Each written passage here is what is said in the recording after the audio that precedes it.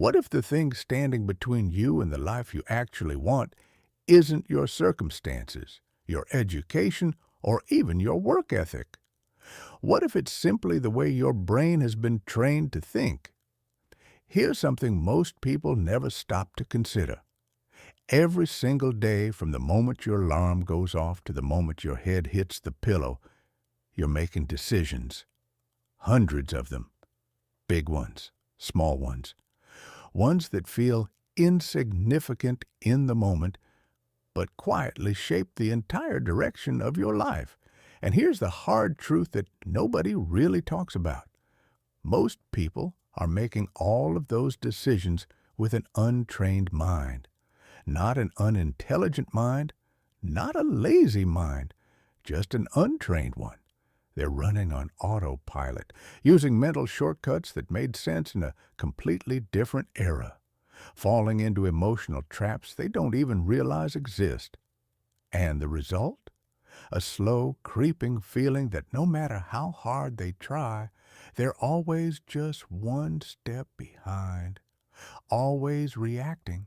Could start rewiring the way your brain could start rewiring the way your brain approaches every problem, every decision, every challenge, starting right now?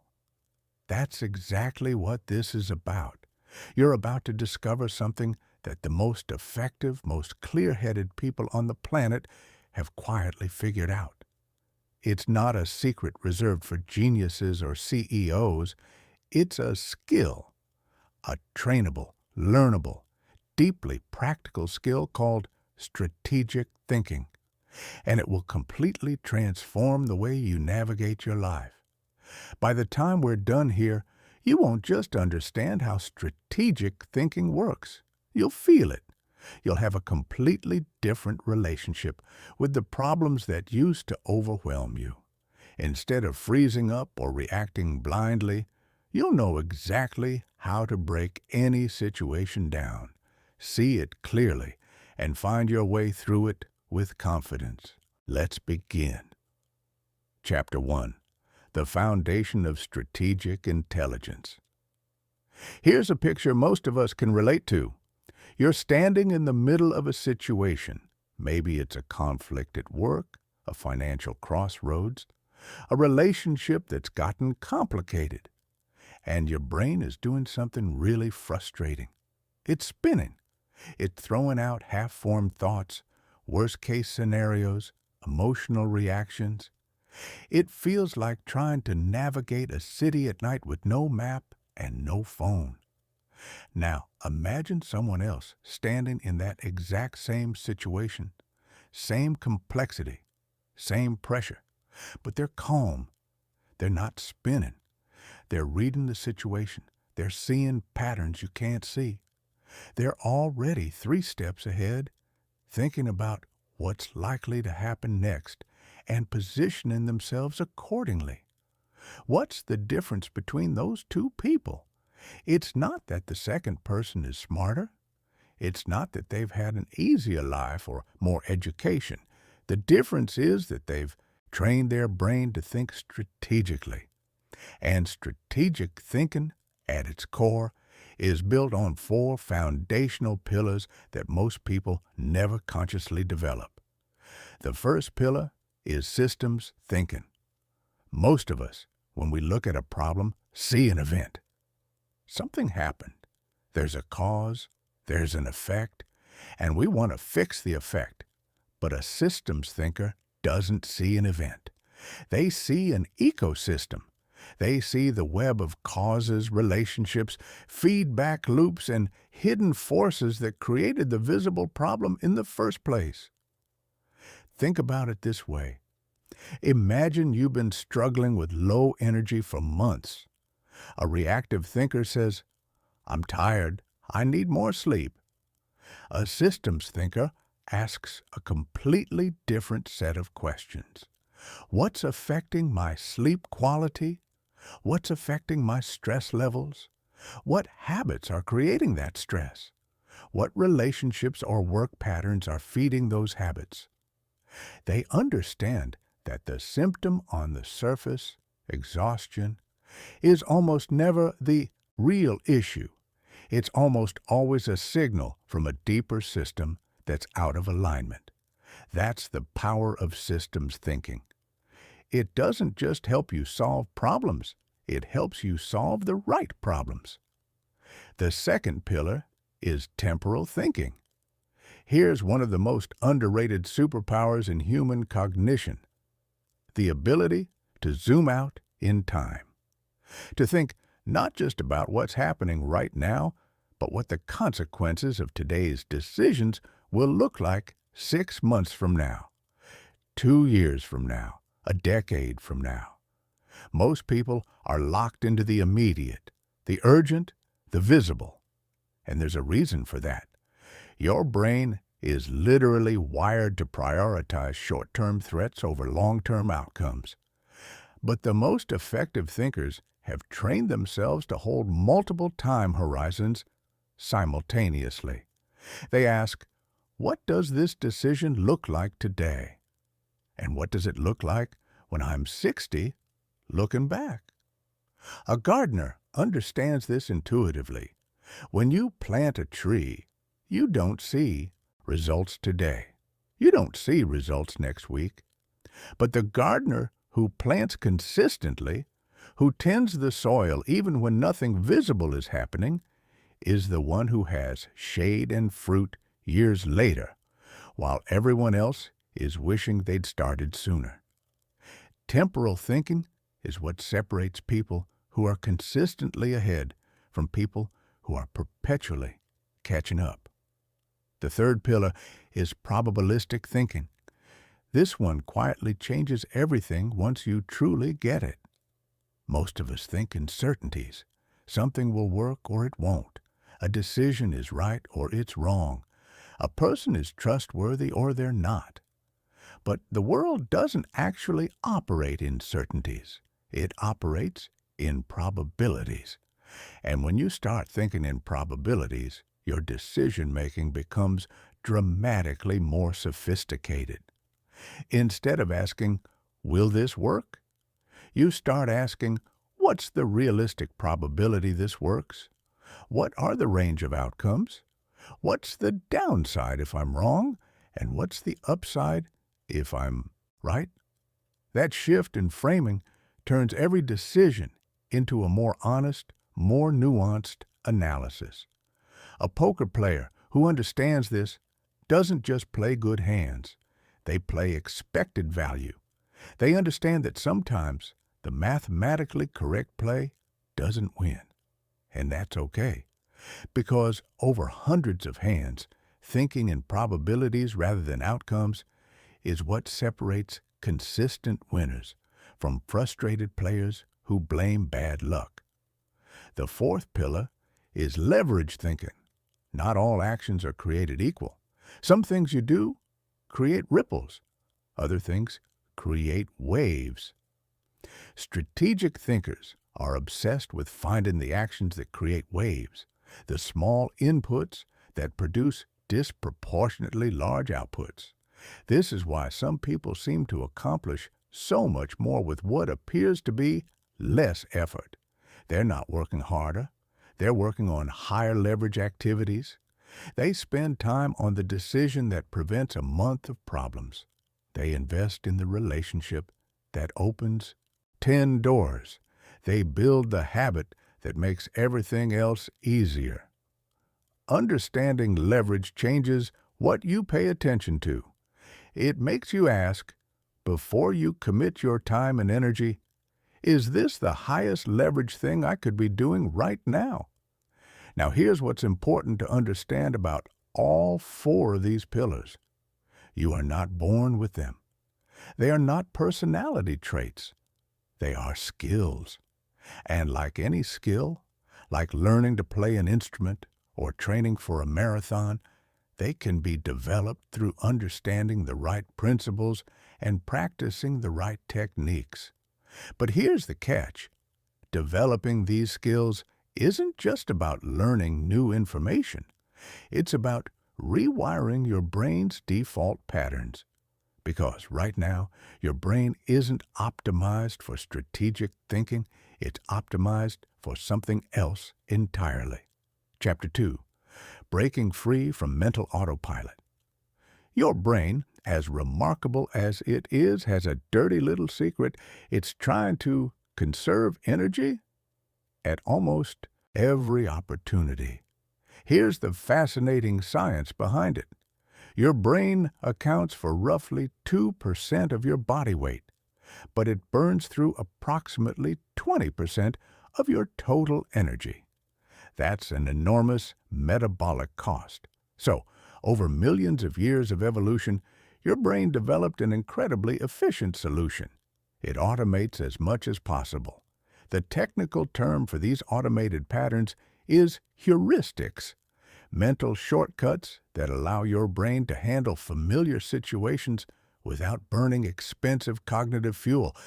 And for routine tasks, this is genuinely useful. You don't need to consciously think about how to brush your teeth or navigate your morning routine. Your brain handles those on autopilot so your conscious mind can focus elsewhere. The problem? That same energy-saving mechanism doesn't turn itself off when you need it to. When you're facing a complex decision, a career crossroads, a difficult conversation, a financial choice that could affect the next 5 years of your life, your brain's default move is still to reach for the nearest shortcut, the familiar pattern, the path it's walked before. And that's where things go wrong. Mental autopilot shows up in your life in 3 specific, recognizable ways. And once you know what to look for, you'll start seeing it everywhere. The first is pattern matching, without context. Your brain is a pattern recognition machine. When something new shows up in your life, it immediately scans for something similar it has seen before and tries to apply whatever worked then. This is incredibly efficient when the new situation truly resembles past experiences. But it fails, sometimes spectacularly, when surface similarities hide fundamental differences. Imagine someone who spent a decade building expertise in a stable, predictable industry. They learned what works. They developed instincts. They were genuinely good at what they did. Then the industry shifts. New technology, new competitors, new rules. But their brain keeps reaching for the old playbook. Not because they're stubborn or resistant, but because that's what brains do. They match patterns, and the pattern that's most available is the one that used to work. The skill of strategic thinking requires learning to pause before applying old patterns and asking, does this situation actually resemble what I think it resembles? Or am I missing something fundamental? The second is emotional hijacking. This one is personal for almost everyone reading this because it doesn't discriminate.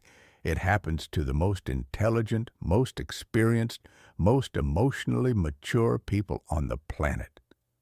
Here's what happens in your body and brain when pressure builds, when the stakes feel high, when conflict arrives, when uncertainty spikes. Your nervous system interprets these signals the same way it would interpret a physical threat. Cortisol floods your system. Adrenaline kicks in. Your attention narrows. Your working memory shrinks. And the parts of your brain responsible for complex, nuanced, creative thinking get overridden by the parts designed to help you survive immediate danger. The result? You make your worst decisions at precisely the moments when good decisions matter most. You've probably experienced this. The argument where you said things you didn't mean. The high-pressure meeting where your mind went blank.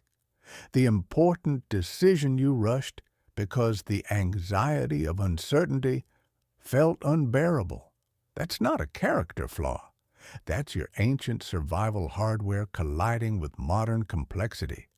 The good news is that this process can be interrupted, but it requires deliberate practice and the right tools, which we'll get to. The third is cognitive conservatism. Your brain has a deep, almost irrational bias toward the familiar, not because familiar things are better, but because they're known. And in your brain's risk assessment system, known equals safe and unknown equals risky. This is why people stay in jobs they've outgrown, why they keep approaching problems the same way even when that approach keeps failing, why entire organizations resist innovation even when everyone in the room privately agrees that something needs to change. The unfamiliar carries an invisible tax in your brain, an extra cognitive and emotional cost that makes new approaches feel more exhausting than they actually are. Overcoming cognitive conservatism isn't about forcing yourself to love change. It's about understanding that your brain's resistance to new approaches isn't evidence that those approaches are wrong. It's just friction. And like all friction, it decreases with practice. So, how do you actually break free from autopilot? The answer lies in developing what neuroscientists call cognitive control. Your conscious ability to direct your attention, override automatic responses, and choose more deliberate ways of thinking when the situation calls for it. Think of it like installing a manual override. Step is building what you might call trigger recognition. These are the mental alarm bells that tell you, hey, you might be operating on autopilot right now. Time to slow down. Common triggers include feeling stuck on a problem despite having thought about it repeatedly, noticing an unusually strong emotional reaction to a situation, realizing you're reaching for a familiar solution without actually analyzing whether it fits, feeling resistance to an idea simply because it's unfamiliar. When you notice any of these triggers, that's your cue to shift gears. The second step is learning a set of cognitive debiasing techniques, specific mental moves designed to counteract autopilot thinking and restore clear analysis. One of the most effective is called the outside view. Instead of focusing on what makes your current situation unique and special, you deliberately zoom out and ask, what typically happens in situations like this one? This forces you out of the seductive story your brain is telling about your specific circumstances and into the cooler, clearer territory of patterns and base rates. Another powerful technique is the premortem. Instead of asking what could go right with your plan, you imagine, vividly, specifically, that your plan has already failed. It's 6 months from now, and things went badly. Working backward from that imagined failure, you identify what most likely caused it. This technique has an almost magical ability to surface the blind spots and vulnerabilities that normal optimism bias planning completely misses. A third technique is consider the opposite. Whenever you arrive at a strong conclusion or confident opinion, you deliberately spend a few minutes generating the strongest possible case for the opposing view. This isn't about becoming indecisive. It's about stress testing your thinking before the real world does it for you. And then there's the technique that underlies all the others. Intellectual empathy. The genuine, effortful practice of understanding perspectives that differ from your own. Not superficially, but deeply enough that you can actually feel the logic in them even when you disagree. Intellectual empathy doesn't make you a pushover. It makes you a more sophisticated thinker because you stop being surprised by how other reasonable people see things differently. Finally, and this is critical, breaking free from autopilot requires developing better emotional regulation, not suppressing emotions, not pretending they don't exist, but learning to manage your emotional state so that it informs your thinking rather than hijacking it. One of the most effective techniques here is cognitive reappraisal, consciously choosing a different interpretation of a challenging situation. When something goes wrong, your brain's default interpretation is often threat-based. This is dangerous. This is a failure. This means something bad about me or my situation, but you can deliberately reframe it. This is information. This is a puzzle. This is an opportunity to develop a capability I didn't have before. This isn't toxic positivity. It's not pretending everything is fine. It's choosing the interpretation that keeps your analytical brain online when you need it most. Another technique is temporal distancing. When you're overwhelmed by the emotional weight of a situation, you mentally step back in time and ask yourself, how will I feel about this in 3 years? How would someone completely outside my situation view this? That shift in perspective almost always reduces emotional intensity and restores clarity. Breaking free from mental autopilot is not a one-time achievement. Your brain will keep pulling toward its defaults, especially under stress, especially when you're tired, especially when the stakes feel high. The goal isn't to eliminate autopilot. It's to become someone who can recognize when autopilot is running the show and knows how to take back the wheel. Chapter 3. The Hidden Lies. Your brain tells you every day. Let's start with something that might be a little uncomfortable to hear. Your brain lies to you constantly, systematically, and it does it in ways that feel completely indistinguishable from rational thinking. These aren't random errors. They're not signs of low intelligence. They're predictable, well-documented patterns called cognitive biases. And they affect every single human being on the planet, including the ones who are most convinced they're immune to them. Especially those people, actually. Here's why they exist. Your brain is trying to solve an essentially impossible problem, making sense of an infinitely complex world using limited time, limited attention, and limited processing power. To do that, it developed shortcuts, mental compression algorithms that work well enough most of the time, but fail in specific, consistent, deeply inconvenient ways. Understanding these failures isn't just academically interesting. It's one of the most practically valuable things you can do for your own life. Because once you know how your brain misleads you, you can start catching it in the act. The first major category involves how you process information. Let's talk about confirmation bias. And let's be honest about it, because it's the most dangerous one on the list. Here's how it works.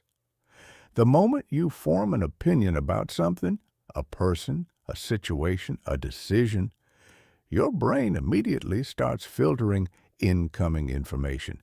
Evidence that supports your existing view gets through easily, feels credible, and gets filed away.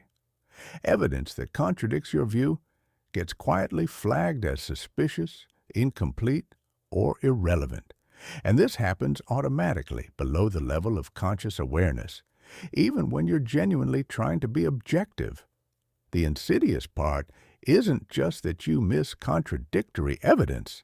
It's that the more you research and think about something, the more confident you become, because you keep finding supporting evidence. You don't realize you've built a skewed information diet. You just feel increasingly certain that you're right. This is why two highly intelligent, well-educated people can look at the same data and reach completely opposite conclusions. They're not both being dishonest. They're both being human. Confirmation bias is particularly destructive in important decisions, career moves, relationship choices, financial commitments, because those are exactly the decisions where you're most emotionally invested in a particular outcome. And emotional investment amplifies the filter. The antidote isn't to distrust your intuitions entirely. It's to build a deliberate habit of seeking disconfirming evidence. Before you finalize any important decision, actively look for the strongest possible argument against it. Not to talk yourself out of it, but to genuinely pressure test it. Closely related is the availability heuristic, your brain's tendency to judge the probability of something based on how easily you can recall examples of it. If something is vivid, recent, or emotionally charged, your brain assumes it's common. If something is quiet, gradual, or undramatic, your brain assumes it's rare. This creates some deeply counterintuitive distortions. People dramatically overestimate the danger of dramatic, but statistically rare events. The spectacular accident, the sudden catastrophic failure, because those events are memorable and heavily covered in media. Meanwhile, they dramatically underestimate the risk of slow, unglamorous threats, the gradual health decline, the slowly eroding relationship, the quietly compounding financial habit, because those don't create vivid mental images. Think about how this plays out in your own life. The last time you tried something new and it didn't go well, how many times has that memory shown up when you considered trying something similar again? And the times things worked out quietly and steadily, how easily do those come to mind? Your risk assessment, your self-assessment, your sense of what's possible, all of it is heavily influenced by what happens to be most memorable, not what's actually most representative. Then there's anchoring, one of the most quietly powerful biases in human psychology. Here's the core mechanic. Whatever piece of information you encounter first about a topic disproportionately shapes everything that comes after. Even when you consciously know the initial information is irrelevant or unreliable, it still acts as a gravitational center that pulls your subsequent thinking toward it. This is why first impressions are so sticky, why the first number mentioned in a negotiation has such outsized influence on the final outcome, why it's so hard to dramatically revise your opinion of someone even when you encounter compelling new information, because your first impression serves as the anchor, and your brain makes adjustments from that anchor rather than evaluating things fresh. Understanding anchoring doesn't make you immune to it, but it does allow you to ask a useful question before finalizing any judgment. What was the first piece of information I encountered here, and how much is it still shaping my thinking? The second major category involves predictions and probability. The planning fallacy is something almost everyone who has ever set a goal has experienced, usually without realizing it has a name. Here's the pattern. You make a plan. You think through the steps. You estimate how long it will take. You feel reasonably confident, and then reality arrives and the timeline completely falls apart.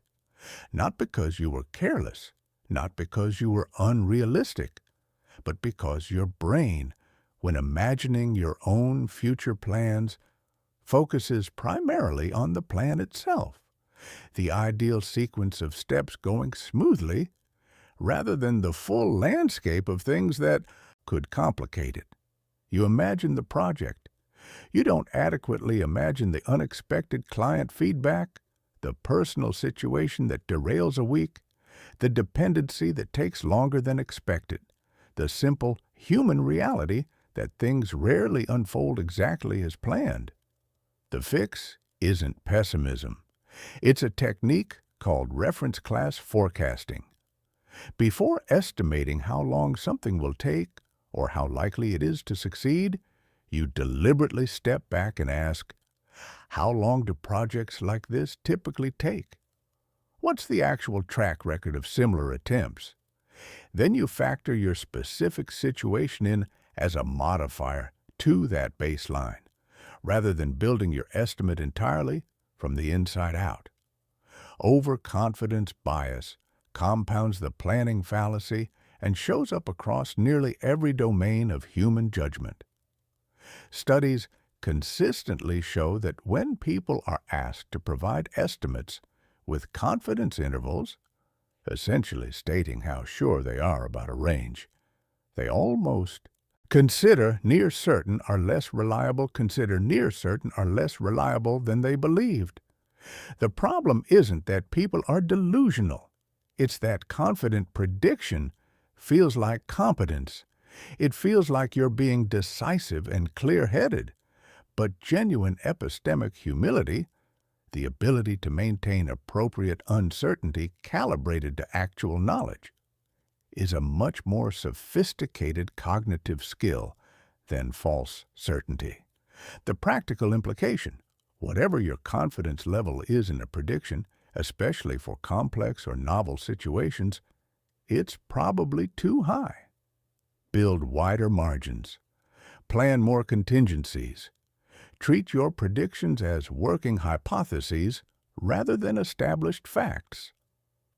The third major category involves social and motivational biases. Self-serving bias is perhaps the most universally human of all cognitive distortions. When things go well, your brain attributes the outcome to your skill, effort, and good judgment. When things go badly, your brain reaches for external explanations: bad luck, difficult circumstances, other people's interference. This asymmetry isn't just about protecting your ego, though it does that too. It also systematically distorts your ability to learn from experience. If your failures are always someone else's fault or circumstances' fault, you never develop accurate feedback about what you actually need to improve. The mirror image of this is attribution bias in how you evaluate other people. When someone else makes a mistake, your brain tends to explain it through their character or competence. They're careless, they're not capable. When you make the same mistake, your brain reaches for situational explanations. It was a difficult situation. I was under unusual pressure. This double standard makes it genuinely hard to evaluate your own performance accurately or to learn meaningfully from observing others. Now, here's the one that will truly test your humility: the bias blind spot. Research consistently shows that the more people learn about cognitive biases, the more confident they become that they personally are less affected by them than other people. The very knowledge that is supposed to protect you from bias gets recruited by your brain to generate a new form of overconfidence. The truth is uncomfortable. Knowing about biases provides some protection, but it is nowhere near sufficient. You need systems and processes that counteract your biases regardless of whether you happen to catch them in the moment. So, what do you actually do about all of this? Red team your own thinking. Before committing to any important decision, deliberately assign yourself the role of critic. What's the strongest possible case that you're wrong? What evidence would someone who disagrees with you point to? What are the three most compelling counterarguments? Use base rate analysis. Before making any prediction about a specific situation, anchor yourself in what typically happens in similar situations. Your case may be special, but start from the base rate and work from there. Build structured decision frameworks. For high-stakes choices, stop relying purely on intuitive overall impressions. Use decision trees, weighted criteria, or simple scoring models that force you to explicitly identify your assumptions and evaluate multiple factors systematically. Most importantly, cultivate genuine intellectual humility, not as a performance of modesty, but as a functional cognitive strategy. Be highly confident about the things you truly know well. Maintain real uncertainty about complex, novel, or emotionally charged situations where your biases are most likely to be running the show. Chapter 4. The Mental Models That Change Everything. Here is one of the most important ideas in all of strategic thinking. The people who seem to consistently make better decisions, spot better opportunities, and navigate complexity more gracefully than everyone else. They're not necessarily smarter. They're not necessarily more experienced. What they have is a richer, more diverse toolkit of mental models. A mental model is simply a way of thinking about how something works. It's a cognitive framework, a lens that helps you understand, predict, and navigate situations by giving structure to your analysis. And the extraordinary thing about truly powerful mental models is that they transfer. When you genuinely internalize a mental model, you can apply it far beyond the original context where you encountered it. Here's a simple example. Most people understand compound interest in the narrow sense of financial returns. But compound interest is actually a universal pattern, one that appears in any domain where small, consistent actions accumulate exponentially over time. Your physical fitness compounds. The small, consistent choices you make about movement and nutrition don't just add up linearly, they build on each other, creating a body that's increasingly capable of sustaining better habits. Your knowledge compounds. Every concept you truly understand makes the next related concept easier to grasp. Your reputation compounds. Every time you show up reliably, do what you said you would do, and treat people with genuine respect, you're adding to a foundation that will open doors you can't yet see. When you truly internalize compound interest as a general principle rather than a financial formula, you start scanning every area of your life for compound effects. You start asking, where am I investing consistently, and where am I expecting results without putting in the compounding work? The first essential category of mental models involves systems and feedback loops. A feedback loop occurs when the output of a system circles back to become an input, creating a cycle of cause and effect that either amplifies or stabilizes whatever is happening. Reinforcing feedback loops amplify change in one direction. When a person develops a skill, uses it with increasing confidence, gets better results, which further builds their confidence, which motivates more practice. That's a reinforcing loop moving in a positive direction.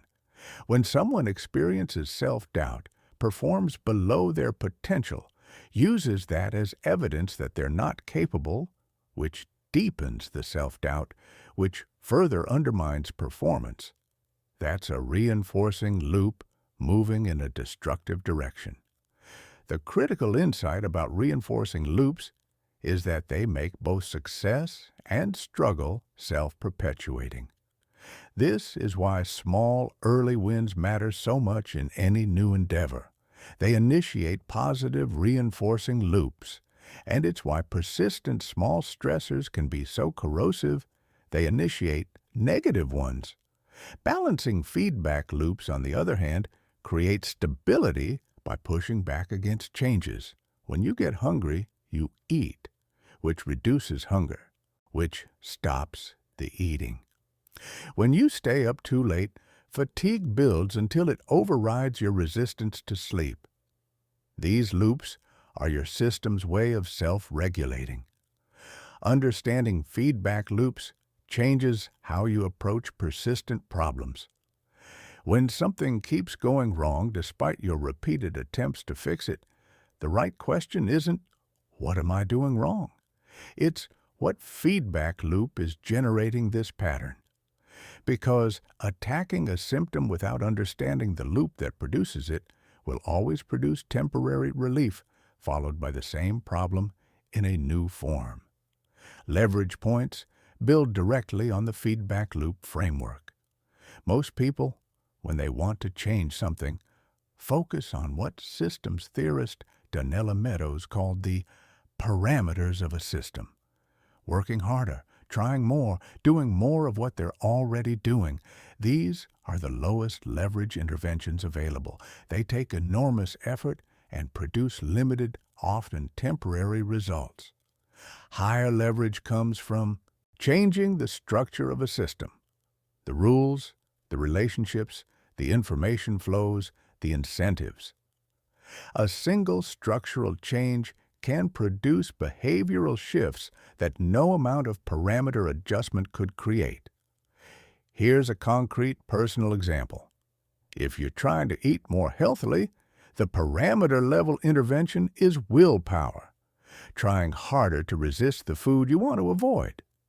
But if you redesign your kitchen so that healthy food is visible and convenient, while less healthy options require deliberate effort to access, you've changed the structure of your environment. The leverage is incomparably higher. You're not fighting your habits with willpower every day. You've changed the system so that the desired behavior becomes the path of least resistance.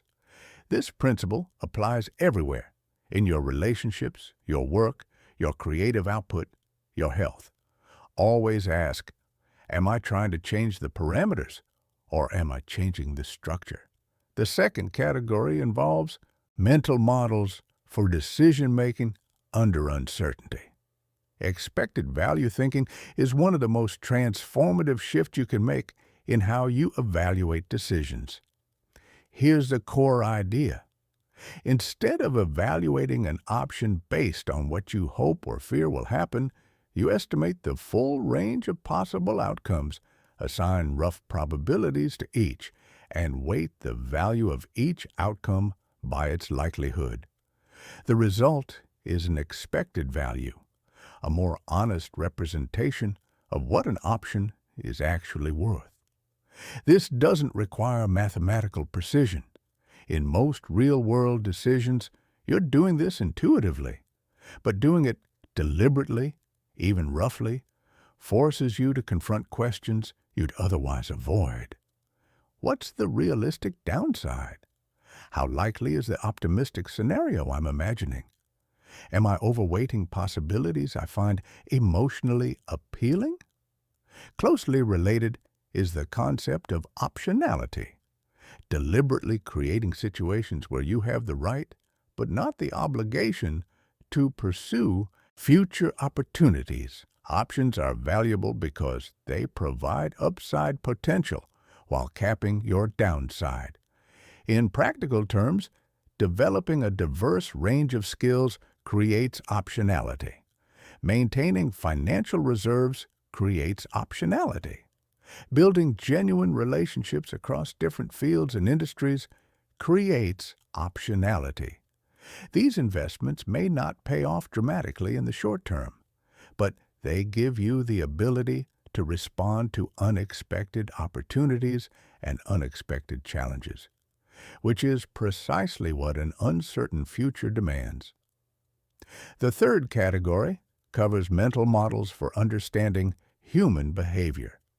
Incentive mapping is probably the single most useful lens for understanding why people do what they do in organizations, in relationships, in social systems. The core insight is simple but profound. If you want to understand behavior, don't listen to what people say motivates them. Look at what the actual system rewards and punishes. A team that says it values creativity, but only recognizes people who avoid risk will produce risk avoidance, regardless of its stated values. A culture that says it values honesty but punishes people who deliver unwelcome news will produce comfortable lies, regardless of its written principles. The incentives are the truth. Everything else is aspiration. This model is equally powerful for understanding your own behavior. When you find yourself doing something that conflicts with your stated values or goals, rather than judging yourself, ask, what incentives are actually operating here? What does my environment, my social context, my immediate emotional landscape actually reward me for? That question is usually far more illuminating than willpower-based self-criticism. Social proof reveals that humans are fundamentally calibrated to use other people's behavior as information about what is correct, safe, or desirable, especially under uncertainty. When people don't know what to do, they look around to see what others are doing and follow suit. This tendency drives fashion cycles, financial bubbles, cultural shifts, and the adoption of new behaviors. Understanding social proof gives you two advantages. First, you become more resistant to being swept along by it unconsciously. You can notice when you're following a crowd rather than genuinely thinking. Second, you can use it constructively by recognizing that making desired behaviors visible and social is often more effective than rational argument alone. The fourth category covers mental models for learning and growth. First principles thinking, which we'll explore in depth in the next chapter, is the practice of breaking complex problems down to their most fundamental components and reasoning up from there, rather than by analogy to existing solutions. Mental simulation is the practice of running detailed scenarios in your mind before you're in the actual situation. Rather than just analyzing what might happen abstractly, you imaginatively inhabit specific scenarios, feeling the pressures, the decisions, the interpersonal dynamics, and use that simulation to prepare more robustly than purely intellectual analysis allows. Athletes use this before high-stakes competition. Surgeons use it before complex procedures. Negotiators use it before critical conversations. The reason it works is that mental simulation activates many of the same neural pathways as actual experience, meaning that vivid, detailed mental rehearsal genuinely builds capability, not just familiarity. The ultimate goal with mental models is what the great investor and thinker Charlie Munger called building a latticework, a rich, interconnected network of frameworks from different disciplines that you can bring to bear on any situation simultaneously. No single model is sufficient for understanding complexity, but when you apply multiple models to the same situation and look for the insights that emerge from their intersection, where do they agree? Where do they conflict? What does each one illuminate that the others miss? You develop a depth of analysis that single framework thinking simply cannot produce. The most powerful mental models share one key property. They transfer across domains. Network effects, compound returns, leverage, regression to the mean, margin of safety. These aren't just tools for specific fields, they're patterns that appear everywhere. And when you truly internalize them, you start seeing those patterns in situations where most people see only noise. Chapter 5. The First Principles Revolution. Let me ask you something honest. How many of the beliefs you hold about what's possible in your life are actually yours? How many of them did you arrive at through genuine, independent reasoning? And how many did you simply absorb from the environment around you, from what your parents believed was realistic, from what your peers considered normal, from what your industry considers standard, from what society has collectively decided is just the way things work? Most people, if they're truly honest, have to admit that the vast majority of their assumptions about what's possible in their career, their relationships, their creative work, their financial life were never really examined. They were inherited. And inherited assumptions, no matter how comfortable they feel, are one of the most powerful limiters of human potential that exist. This is where first principles thinking comes in. And once you genuinely understand it, it will change not just how you solve problems, it will change how you see reality itself. Here's the core distinction. Most human thinking is analogical. When you encounter a new situation, your brain's default move is to scan for something it reminds you of and apply solutions that worked in the analogous case. This is efficient, it's often effective, and it's completely invisible. You don't experience yourself as reasoning by analogy. You just experience yourself as thinking.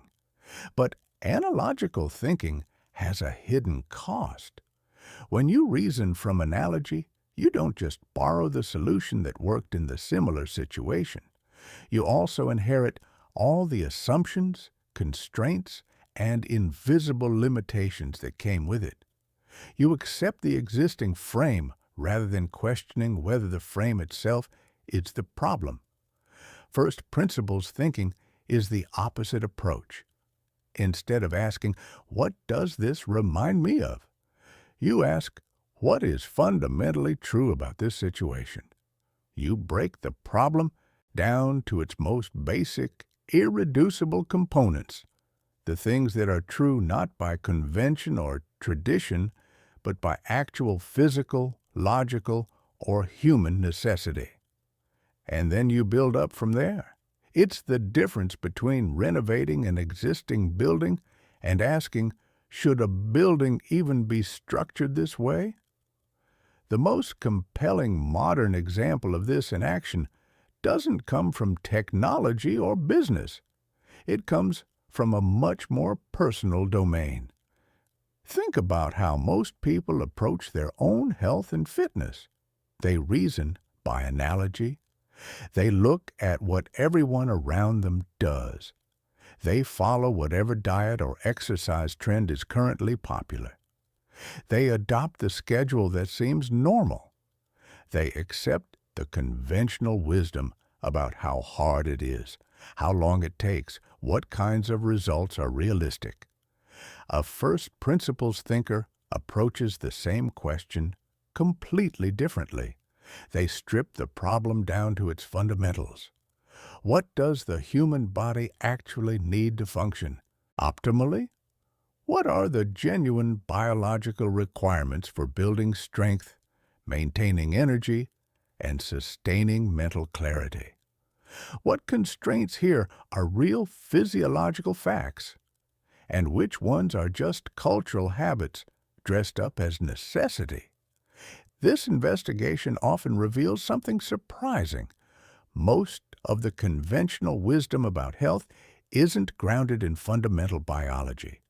It's grounded in what happened to be popular, convenient, or commercially promoted in a particular era.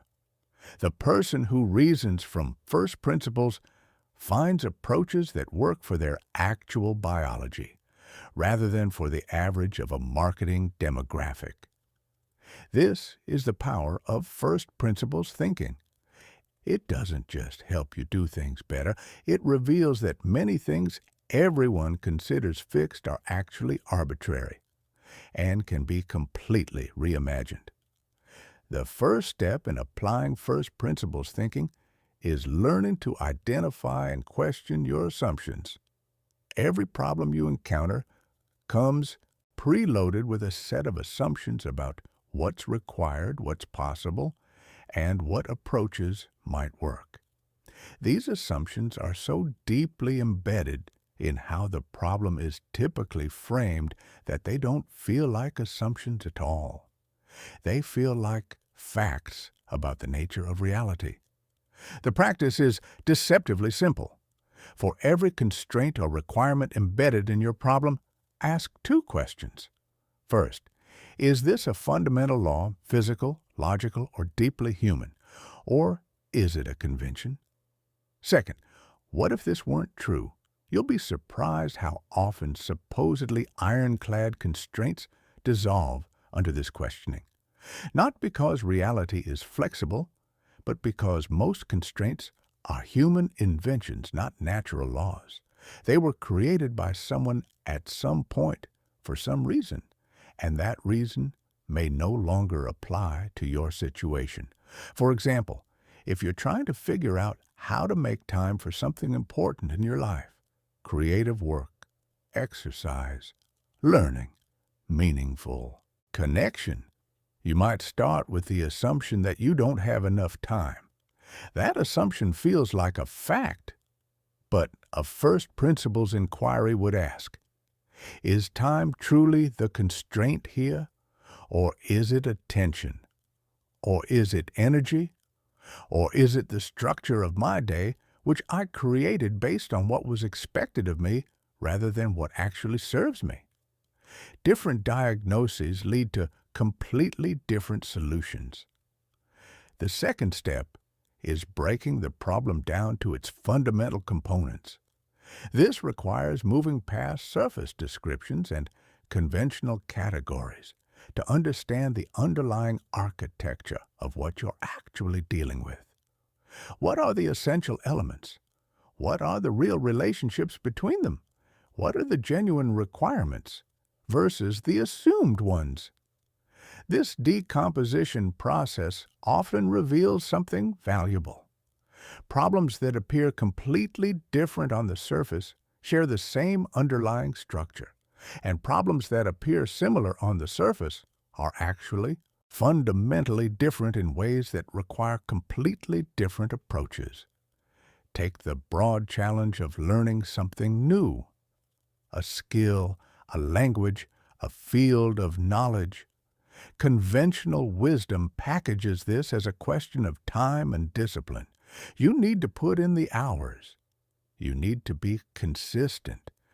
You need to push through the difficulty. But a first principles analysis asks, what actually drives the rate of learning? And the answer, based on cognitive science rather than cultural assumption, turns out to be much more specific than time and discipline.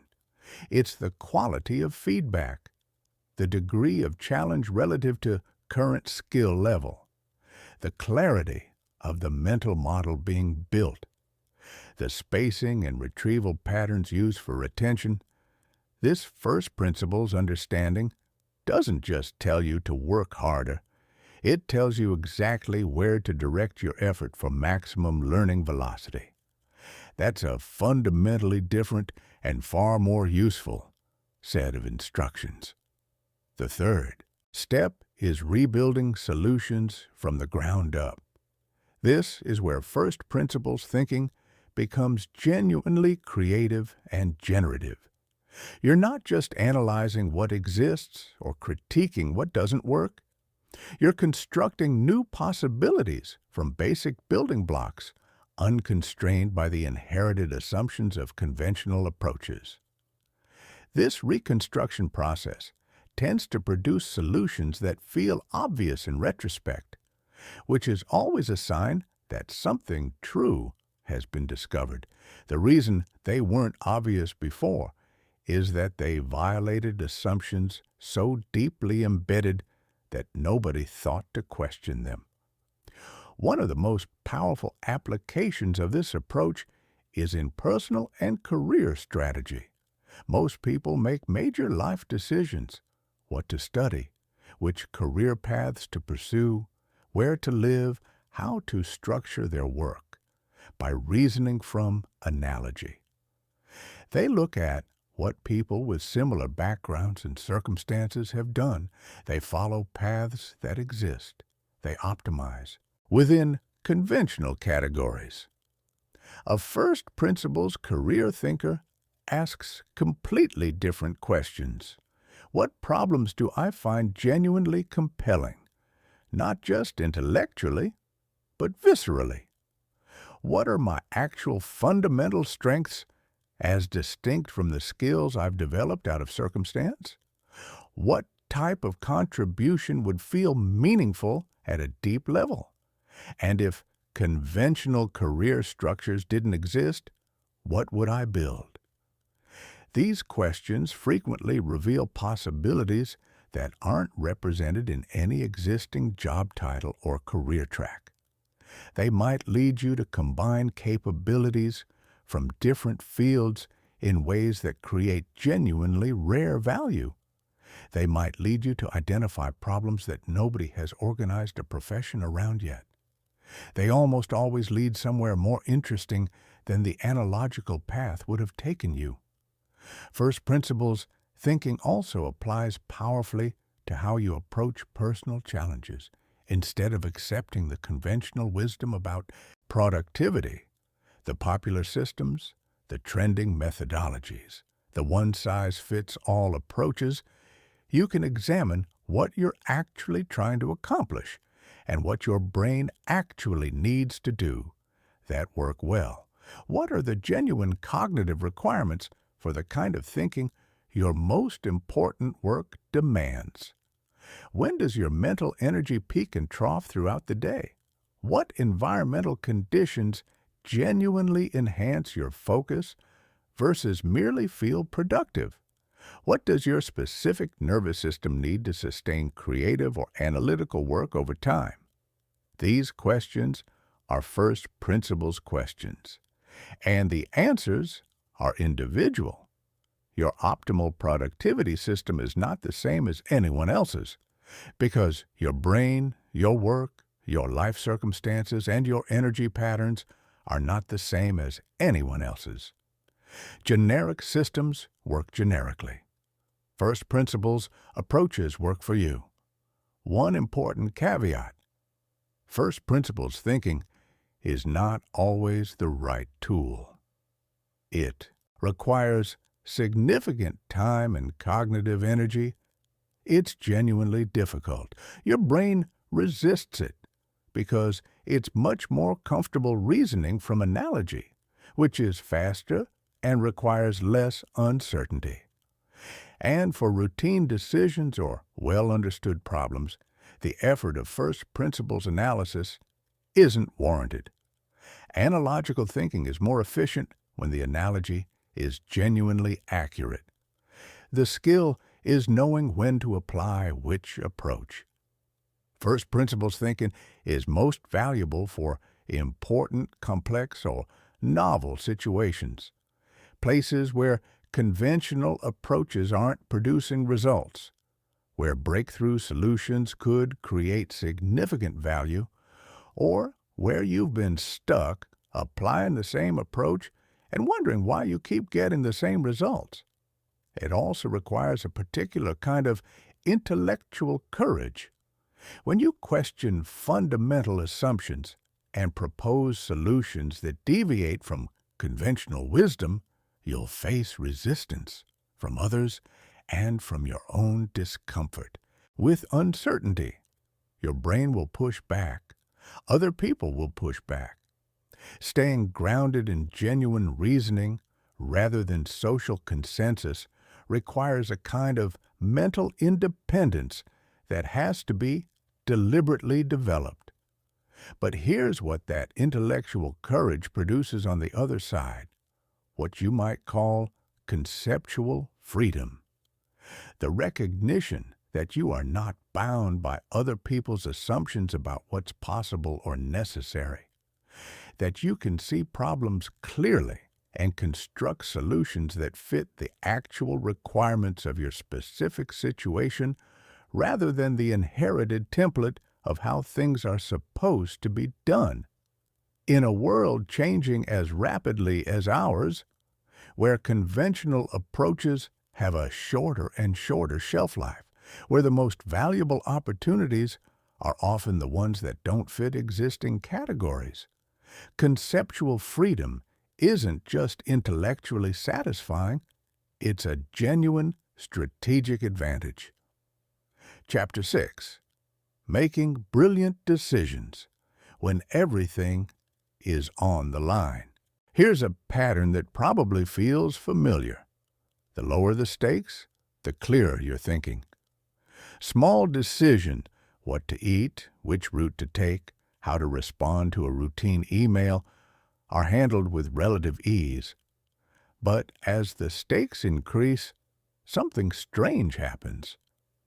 The decisions that matter most are often the ones where your thinking becomes most clouded, most reactive, most prone to exactly the kinds of errors you'd most want to avoid. This isn't a coincidence, and it's not a character flaw. It's a neurological reality with a very specific explanation. And once you understand it, you can do something about it. Here's what's happening in your brain and body when pressure builds. When you perceive a high-stakes situation, a critical deadline, a difficult confrontation, a decision with significant consequences, your nervous system interprets the pressure through the same ancient hardware it uses to process physical threats. Cortisol and adrenaline flood your system. Your attention narrows dramatically, focusing on the most immediate and emotionally salient aspects of the situation while filtering out peripheral information. Your working memory, the mental workspace where complex analysis happens, shrinks, and the neural networks responsible for nuanced, creative, long-horizon thinking get progressively overridden by the networks responsible for fast, reactive survival responses. This physiological state was brilliantly adaptive when the threats your ancestors faced were physical and immediate. Run or fight. Freeze or flee. The narrowed attention and accelerated response time were exactly what was needed. But a complex negotiation is not a predator. A difficult career decision is not a physical threat. A high-stakes conversation is not a survival emergency. And the mental state that helps you survive immediate physical danger is almost perfectly designed to sabotage nuanced, strategic thinking. The result: your worst decisions happen at your highest pressure moments, not because you're not capable, but because the hardware running the show wasn't designed for the software the situation requires. The first technique for maintaining decision quality under pressure is stress inoculation. The core principle is straightforward. Your brain's ability to maintain cognitive function under stress is itself a trainable skill. When you practice high-quality thinking in progressively pressured conditions, you build neural pathways that allow you to access analytical thinking even when your nervous system is activated. This is what elite performers in high-stakes fields do systematically. Emergency responders make critical decisions in simulated crises before they face real ones. Surgeons practice the most demanding procedures under simulated pressure. Competitive athletes train their decision-making under physical fatigue and time constraint.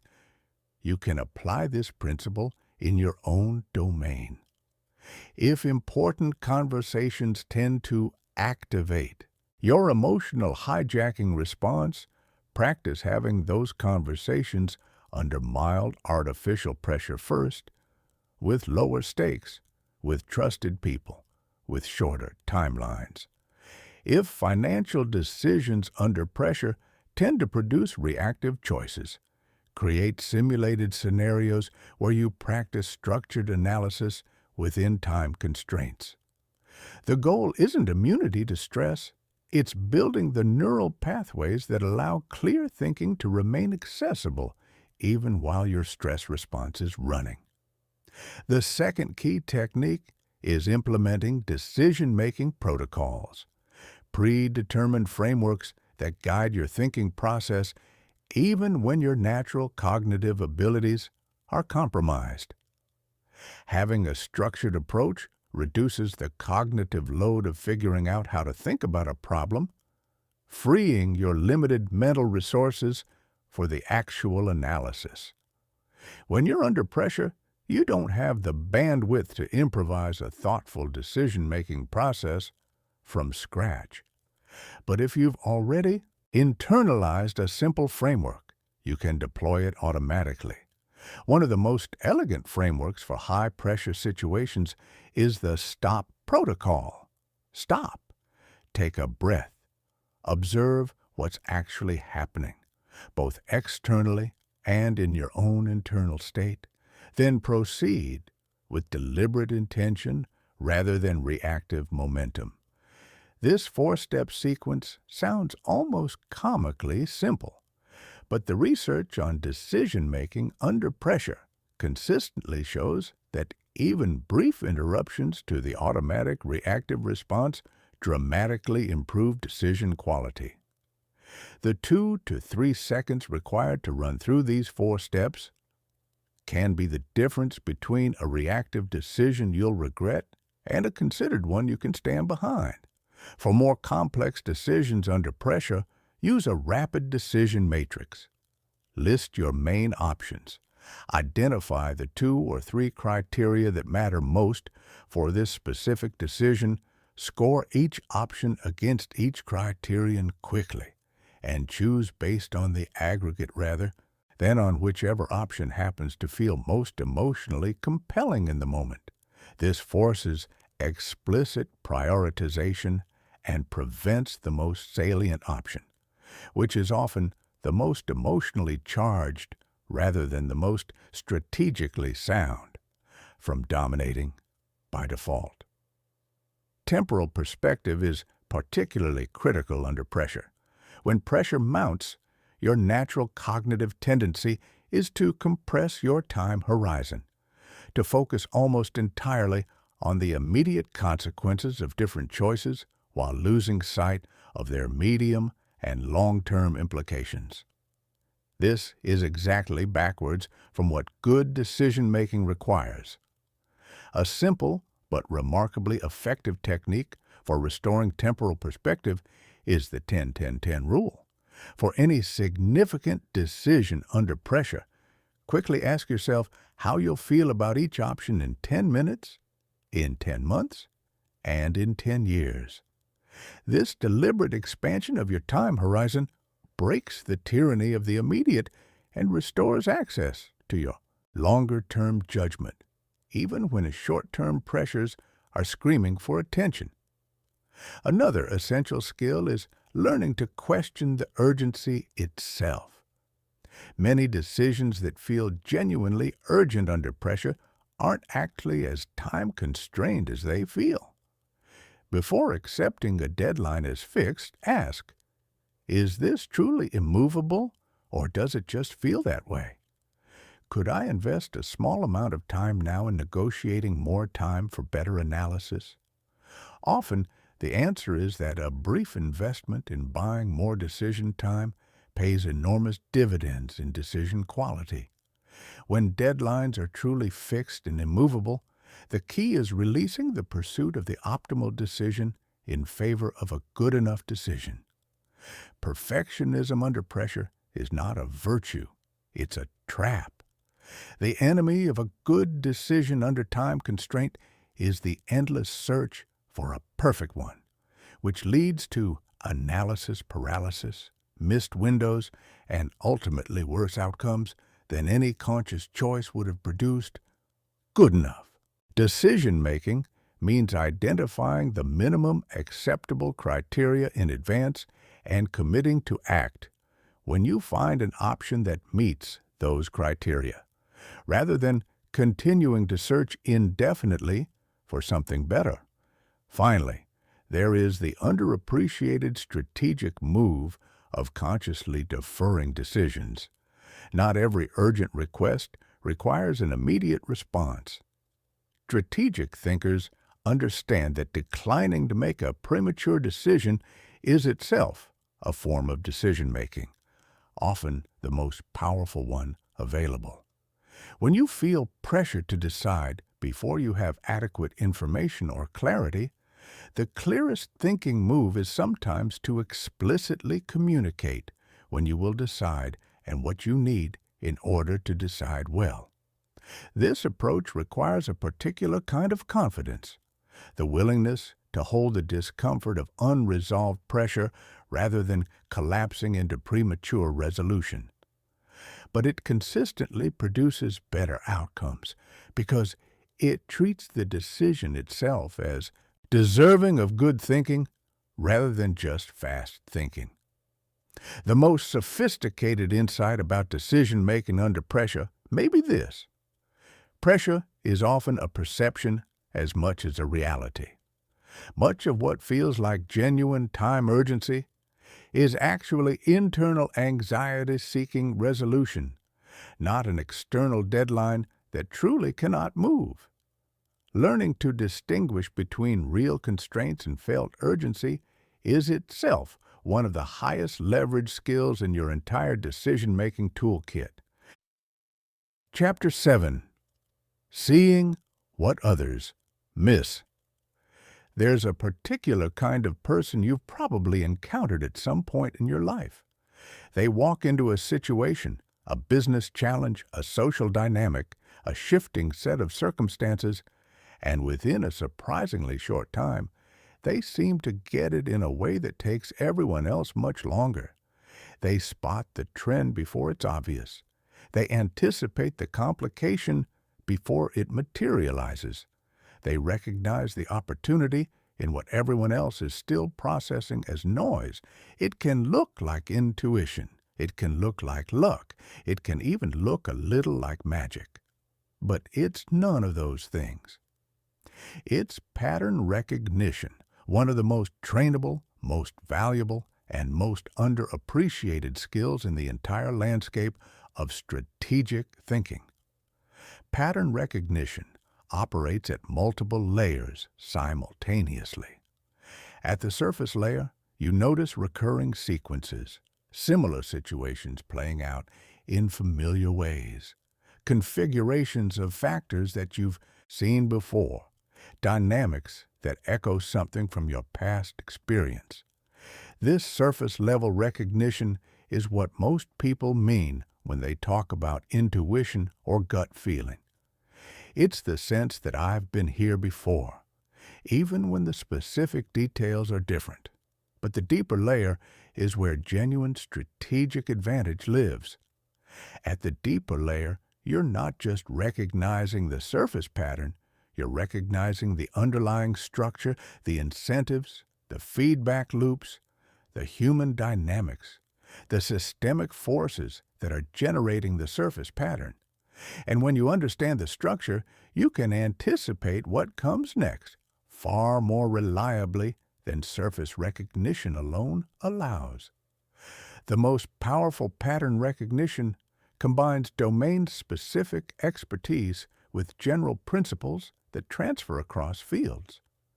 When you understand both the particular patterns of your specific domain and the universal patterns that appear everywhere, in human behavior, in systems, in markets, in organizations, you develop what could be called meta-pattern recognition, the ability to see how patterns themselves form, evolve, and eventually break down. Developing this capability begins with systematic observation. Most people observe their environment passively. They notice what affects them directly what's obviously dramatic, what their attention is pulled toward by novelty or emotional charge. Strategic pattern recognition requires something fundamentally different. Active, structured observation where you deliberately look for connections, cycles, and recurring themes that aren't immediately obvious. The practice starts with identifying the key variables in whatever domain matters most to you and tracking how they move over time. If you're building something professionally, you might track the signals that precede customer behavior shifts, the early indicators of competitive movement, the subtle changes in the environment that tend to precede larger disruptions.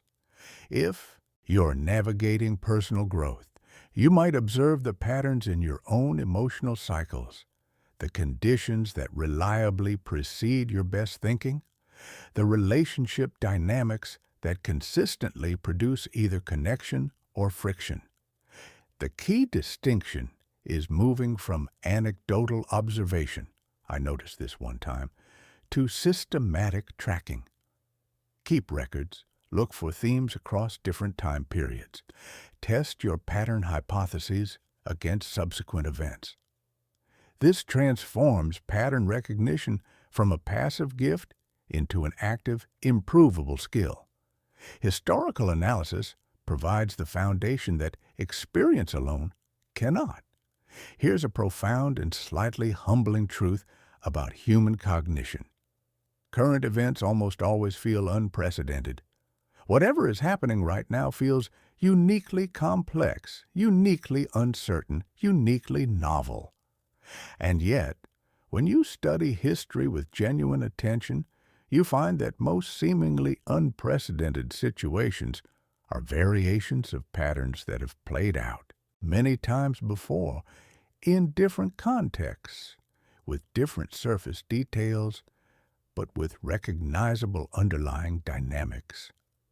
The person who has studied how industries have responded to previous waves of technological disruption brings a completely different quality of analysis to the current wave than the person whose entire reference base is the present moment. The person who has studied how individuals have navigated previous major career transitions brings pattern recognition to their own transition that pure introspection cannot provide. The goal isn't to assume that history repeats exactly. The specific details never repeat. But the underlying human dynamics, how people respond to uncertainty, how organizations resist change, how markets overshoot in both directions, how breakthroughs typically emerge from the margins rather than the center. These tend to rhyme across centuries and contexts. When you develop a rich historical reference base and combine it with active, present-moment observation, you gain something invaluable. The ability to recognize where you are in a pattern, even when everyone around you is convinced the situation is entirely without precedent. Leading indicators are perhaps the most practically useful application of pattern recognition. A leading indicator is a signal that consistently precedes a larger development, a change that shows up early, before the main pattern becomes visible to most observers. Identifying reliable leading indicators in your domain gives you significant strategic advantages because you can begin positioning and preparing before the broader pattern becomes apparent to everyone else. In professional contexts, leading indicators might include subtle shifts in how clients talk about their priorities, early changes in the competitive behavior of smaller players before larger ones respond, or emerging capabilities in adjacent fields that haven't yet crossed into your domain. In personal contexts, leading indicators might include the early signs of your own burnout cycle, the subtle energy and motivation shifts that precede collapse if unaddressed, or the early signals in a relationship that indicate whether trust is building or quietly eroding. The genuine challenge with leading indicators is calibration, distinguishing meaningful early signals from the constant background noise of random variation. Not every early change is the beginning of a larger pattern. Developing reliable pattern recognition requires building enough historical reference to know which types of early signals have genuine predictive value in your specific domain and which ones are false alarms. Scenario planning is the tool that systematizes pattern recognition into practical strategy. Instead of trying to predict one specific future, which is almost always wrong in its specifics, even when directionally correct, you develop multiple plausible scenarios and identify the early warning signals that would indicate each scenario is becoming more likely. This approach transforms you from someone who is always surprised by developments into someone who has already thought through a range of possibilities and can recognize which one is unfolding as early signals emerge. For each scenario, you identify the key variables that would drive that outcome and the specific indicators you'd expect to see if those variables were moving in the predicted direction. Then, you monitor those indicators systematically. When signals accumulate in the direction of a particular scenario, you update your assessment and begin adjusting your approach accordingly.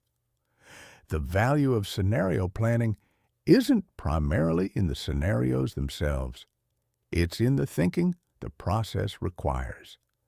The deep engagement with the range of ways things could unfold, the identification of your key assumptions, and the deliberate pre-commitment to what different signal patterns would mean for your strategy. Cross-domain pattern recognition is where things get genuinely exciting. The same underlying patterns appear across remarkably different fields. Network effects, where a system becomes more valuable as more people use it, appear in technology platforms, in social movements, in professional ecosystems, and in personal reputation. Understanding how network effects operate in one domain gives you genuine predictive insight into how they'll behave in others. Viral spread dynamics, the mathematical patterns that describe how things propagate through connected systems, apply to infectious diseases, to ideas, to behavioral norms, to financial contagion, to cultural trends. The person who has internalized these patterns can recognize the early stages of viral dynamics in a new context long before most observers realize what they're seeing. Anti-fragility, the property of systems that not only survive stress but actually strengthen under it, appears in biological immune systems, in certain organizational cultures, in specific personal development approaches, and in financial strategies designed to benefit from volatility rather than just survive it. Recognizing anti-fragile patterns helps you design strategies that get stronger as conditions become more uncertain rather than just defending against that uncertainty. Cycle recognition is particularly valuable for timing, one of the most consequential dimensions of strategic decision-making. Many of the most important patterns in human experience are cyclical. Economic cycles, creative cycles, organizational energy cycles, personal motivation cycles, all follow recognizable rhythms that, while never identical in their details, tend to be consistent in their emotional and psychological signatures. The critical insight about cycles is this: even when you can't predict the precise timing of a cycle's turn, you can often recognize when you're approaching an extreme, when sentiment in any domain, financial, markets, organizational culture, personal energy, public opinion, reaches levels of either euphoria or despair that are historically unusual, the pattern suggests that a reversal is more likely than a continuation.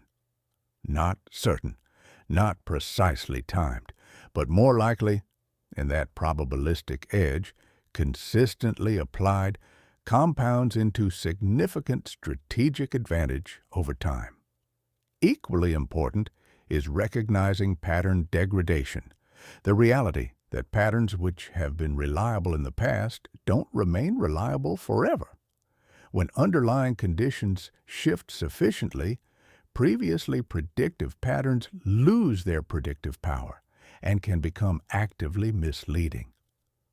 The person whose pattern recognition is stuck in a previous era of their domain, whose mental models were formed in conditions that no longer exist, will consistently misread their current environment. The skill isn't just building pattern recognition, it's maintaining the intellectual humility to notice when your recognized patterns are starting to produce unexpected results and treat that as a signal that new patterns are emerging. Chapter 8. Breaking Down the Impossible. Here's something worth sitting with for a moment.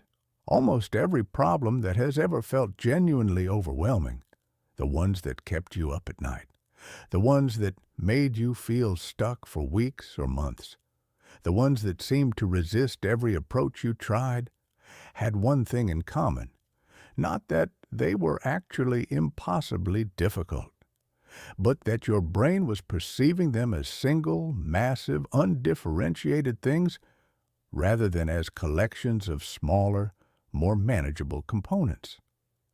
This perceptual distortion is one of the primary sources of what we experience as overwhelm. And advanced problem decomposition, the art and science of breaking complex challenges into their constituent parts, is the antidote. The fundamental insight is this: complexity is often an illusion created by interconnection rather than inherent difficulty. Most complex problems consist of multiple simpler problems that interact with each other. When you try to address all of them simultaneously, the interactions create confusion and paralysis. When you decompose effectively, when you identify the components, map their relationships, and address each element systematically, what felt impossible becomes merely demanding. Structural decomposition begins by identifying the core components of your challenge and understanding how they relate to each other. This requires moving past surface descriptions to understand the underlying architecture of what you're dealing with. Start by asking, what are the main categories or subsystems within this problem? For a professional challenge, these might be skill gaps, resource constraints, relationship dynamics, environmental factors, and timing considerations. For a personal challenge, they might be emotional barriers, practical limitations, knowledge gaps, and competing commitments. Once you've identified the main components, map the relationships between them. Which components influence which others? Where are the feedback loops? Which relationships are causal? Where changing one thing directly changes another, versus correlational, where two things move together without one causing the other. This relationship mapping frequently reveals that what appeared to be one complex problem is actually several distinct problems with specific, manageable interaction patterns.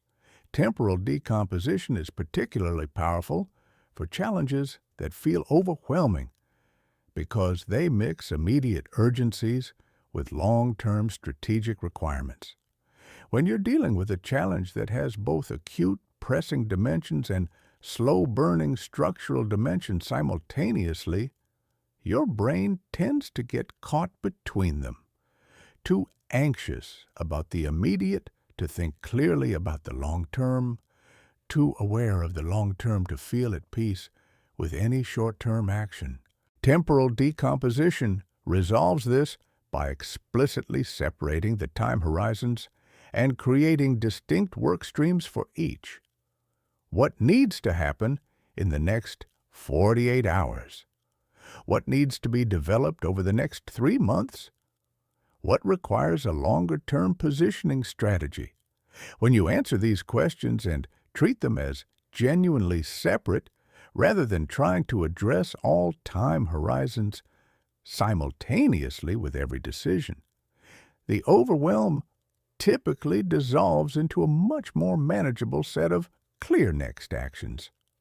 Root cause decomposition uses systematic analysis to identify what's actually driving the visible problem.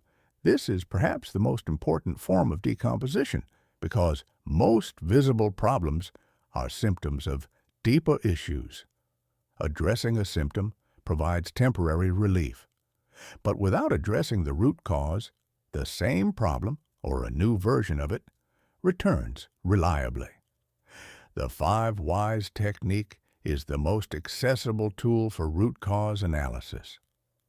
When you encounter a problem, ask why it occurred, then ask why that underlying cause occurred. Continue this process, asking why at each level until you reach a cause that is genuinely fundamental rather than itself a symptom of something deeper. In practice, this usually means going 4 or 5 levels deep before reaching something truly foundational. The visible problem is almost never where the real leverage is. The leverage is almost always deeper, in the assumptions, the structures, the habits, or the environmental conditions that are generating the visible problem as an output. A visual version of this approach is the fishbone diagram. Draw the problem as the head of a fish, then identify the major categories of potential causes as the main bones and specific potential causes within each category as the smaller bones. The visual structure helps ensure you're considering all potential cause categories rather than fixating on the most obvious or emotionally salient explanation. Constraint mapping focuses on explicitly identifying and categorizing the different types of limitations you're facing, because not all constraints are equal, and treating them as if they are leads to wasted effort. Some constraints are genuine physical or logical facts that must be accepted and worked around. Some are resource limitations that could be addressed given sufficient investment. Some are self-imposed restrictions based on assumptions that have never been questioned.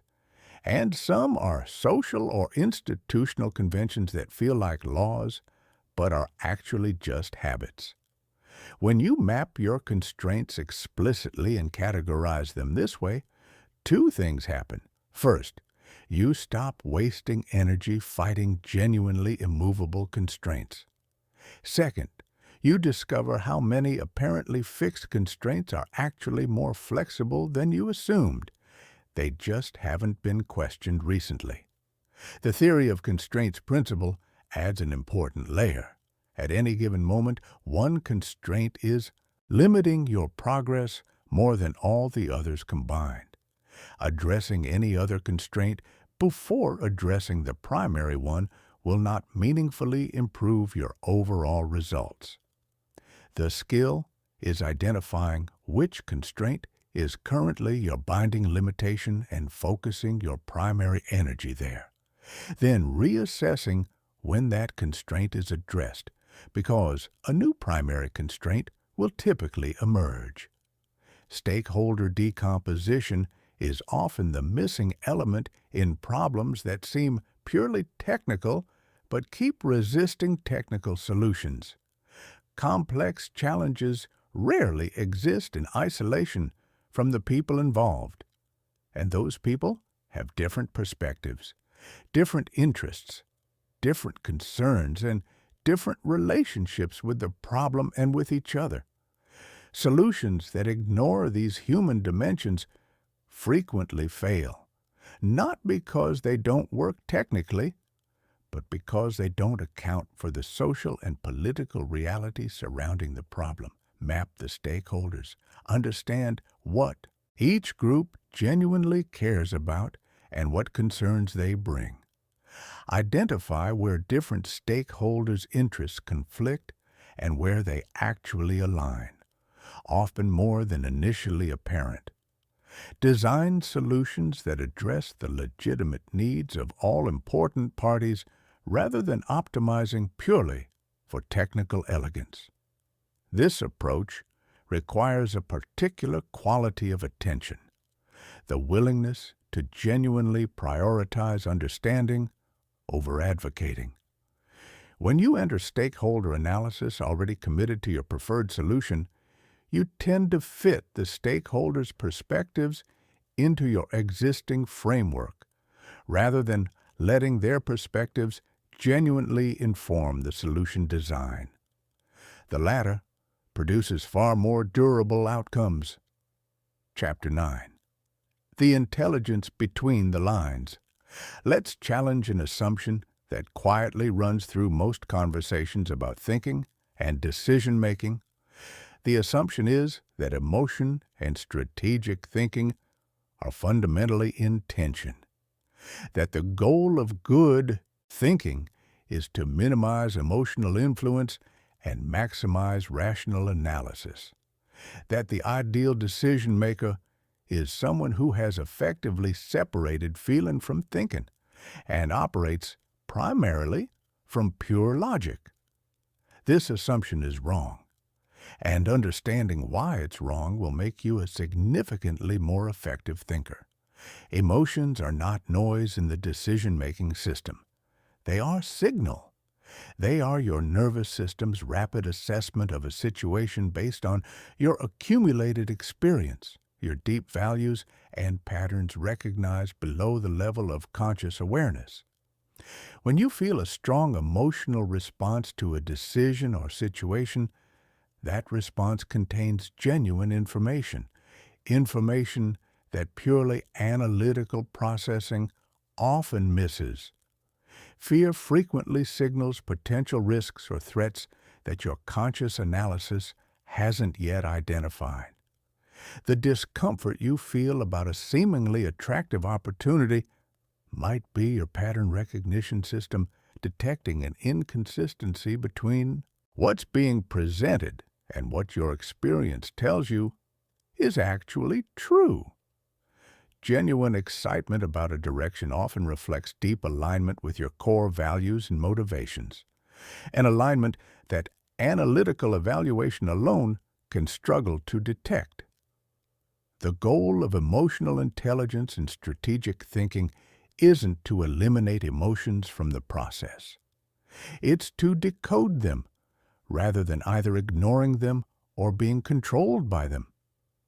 When you notice a strong emotional reaction to a decision, the strategic question is, what information might this emotion be providing about the actual situation? Emotional awareness, the ability to recognize your own emotional states and understand what they're signaling, is the foundation of this capability. This sounds simpler than it is. Most people have a relatively crude emotional vocabulary. They know they feel bad or good, comfortable or uncomfortable. But the specific flavor of discomfort, the difference between anxiety and dread, between frustration and resentment, between uncertainty and genuine danger, carries specific strategic information that generic awareness misses. Developing more precise emotional awareness is itself a practice. It involves regularly pausing to ask, not just, how do I feel, but what specifically am I feeling and what might that be telling me? Over time, this practice builds a rich internal library of emotional signal patterns, a kind of bodily intelligence that complements and enriches analytical thinking rather than competing with it. Emotional regulation, managing your emotional state so that emotions inform your thinking without overwhelming it, is the operational skill that makes emotional awareness strategically useful. One of the most effective regulation techniques is cognitive reappraisal, consciously choosing how you interpret a challenging situation. When you interpret an obstacle as a threat, your brain activates protective responses that narrow your attention and reduce cognitive flexibility. When you interpret the same obstacle as a puzzle, a problem that has a solution you haven't found yet, your brain activates curiosity and exploration systems that enhance precisely the cognitive capabilities you need. This reframing isn't about pretending problems don't exist or forcing false positivity. It's about choosing the interpretation that keeps your analytical brain most fully available. The situation is the same either way. What changes is which neural systems get activated in response to it. Temporal distancing serves a similar function through a different mechanism. When you're flooded with immediate emotion, mentally stepping back to ask, how will I see this in 3 years? Or how would someone who cares about me but isn't inside this situation perceive it? Creates just enough cognitive distance to restore analytical access without requiring you to pretend the emotions aren't there. Social awareness, the ability to accurately read other people's emotional states and understand what those states reveal about their actual positions and motivations, dramatically expands the quality of information available in any interpersonal situation. Here's a subtlety that most people miss. Verbal communication is heavily filtered. What people say in professional or high-stakes social contexts is significantly shaped by what they think they should say, what they believe is expected, what protects their interests or manages others' perceptions. Emotional signals, tone, timing, the specific nature of their resistance or enthusiasm, the gap between their words and their energy, are much harder to filter. They carry information that conscious verbal communication obscures. When someone's emotional signals consistently diverge from their verbal statements, the emotional signals almost always carry more accurate information about their genuine position. Not because people are deliberately deceptive, though sometimes they are, but because emotional expression is harder to consciously manage than word choice. Developing this form of social awareness requires a particular quality of attention, being genuinely interested in what other people actually experience rather than just in what they say. It's the difference between listening to respond and listening to understand. And the strategic information available in the latter is qualitatively richer. Relationship management, using emotional intelligence to build genuine trust, navigate conflict productively, and coordinate effectively toward shared objectives, is where emotional intelligence generates its most tangible strategic results. Trust is built through emotional consistency over time. People don't trust logic. They trust patterns of behavior that demonstrate genuine understanding of their concerns, reliable follow-through on commitments, and authentic investment in shared outcomes. Strategic initiatives fail regularly not because they're analytically flawed, but because they don't address the emotional needs and concerns of the people whose cooperation they require. Conflict, approached with emotional intelligence, becomes information rather than obstruction. Most conflicts that feel like they're about positions or facts are actually about unmet needs, unacknowledged concerns, or violated expectations. When you develop the ability to identify the emotional subtext beneath the surface content of a conflict, you often find that apparent disagreements dissolve into problem-solving conversations. Because the people involved weren't actually disagreeing about the facts.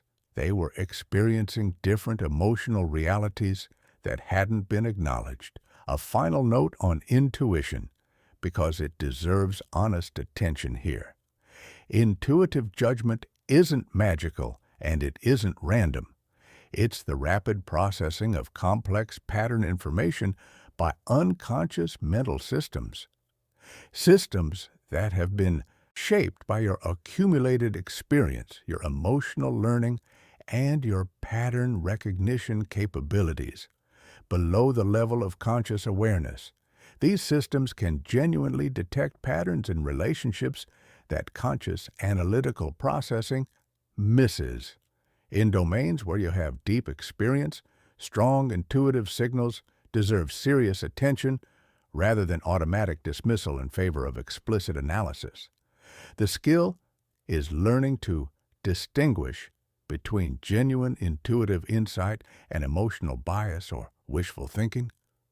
Reliable intuition tends to feel calm, quiet, and clear, a settled knowing rather than an excited hope. Emotional bias tends to feel charged, urgent, and accompanied by resistance to looking at contradictory evidence. Learning to recognize this difference in your own internal experience is one of the more sophisticated skills in the entire strategic thinking toolkit, and one of the most valuable once developed. Chapter 10. Staying Sharp in a World That Won't Slow Down. Here's a question worth sitting with. Think about the mental frameworks you're currently using to navigate your life, the assumptions about how things work, the strategies you rely on, the patterns you've learned to recognize. How many of those frameworks were formed in conditions that still exist today? And how many were formed in a world that has already significantly changed? This is the central challenge of adaptable intelligence. Not building better thinking tool, though that matters deeply, but maintaining the flexibility to update those tools as the world they're designed to navigate keeps shifting beneath your feet. Rigid intelligence, no matter how sophisticated, becomes a liability in conditions of rapid change. The mental model that served you brilliantly in one era can quietly become the primary obstacle to your effectiveness in the next. And the more successful a particular approach has been for you, the harder it is to let go of it when circumstances change. Success creates attachment. Attachment creates rigidity. Rigidity creates vulnerability. The foundation of adaptable intelligence is genuine intellectual humility, not as a social performance of modesty, but as a functional cognitive orientation. Holding your current beliefs firmly enough to act on them while holding them lightly enough to update them when better evidence arrives. Active belief updating is the practice that operationalizes intellectual humility. Most people update their beliefs reactively, only when contradictory evidence becomes so overwhelming that it can no longer be rationalized away. Adaptive thinkers update continuously, based on small signals and early indicators, long before the evidence becomes overwhelming. This doesn't mean changing your mind with every new piece of information. It means maintaining appropriate uncertainty and staying genuinely open to revision rather than just performing openness while actually defending your existing position.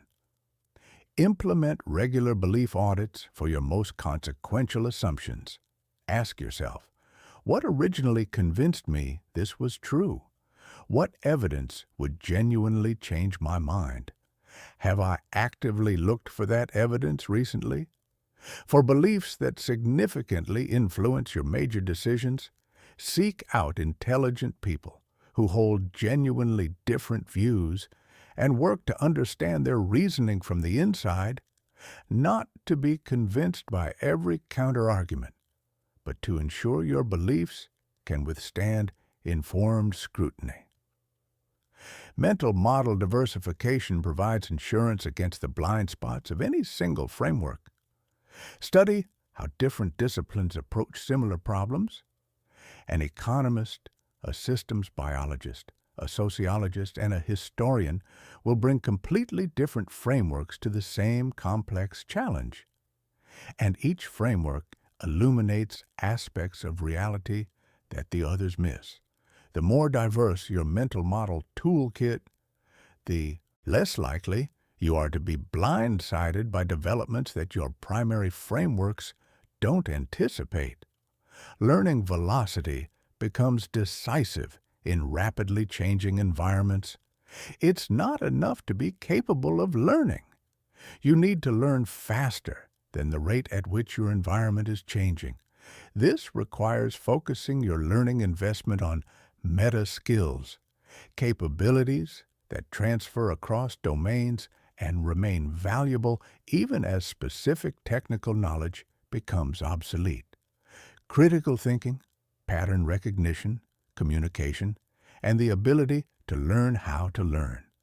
These compound in value over time precisely because they make everything else you learn more accessible and more useful. Chapter 11, The Art of Genuine Influence. True strategic influence has nothing to do with manipulation, nothing to do with clever persuasion tricks or psychological pressure. It's about understanding how people actually think and make decisions deeply enough that you can present ideas in ways that genuinely resonate, creating conditions where people naturally arrive at better conclusions rather than forcing them toward conclusions you've predetermined. The foundation is a simple but profound insight. People don't make decisions based purely on logic. They make decisions through a complex interaction of emotion, social context, cognitive shortcuts, and rational analysis. When you understand this interaction, you can engage with it honestly and effectively rather than fighting against it or pretending it doesn't exist. Genuine reciprocity is the most powerful long-term influence foundation available. Not transactional scorekeeping, but the authentic practice of creating real value for others before asking for anything in return. The key insight is that the reciprocity principle is activated more by thoughtfulness than by scale. A gesture that demonstrates genuine understanding of someone's specific situation and needs creates far more relational goodwill than an expensive but generic one. Commitment and consistency leverage people's deep psychological need to remain aligned with their own stated values and previous positions. The most powerful application of this principle is helping people articulate their own reasons for supporting a direction rather than presenting your reasons to them. When people generate their own arguments, they become genuinely invested in those arguments. External persuasion creates compliance. Internal generation creates conviction. Framing shapes perception more powerfully than most people realize.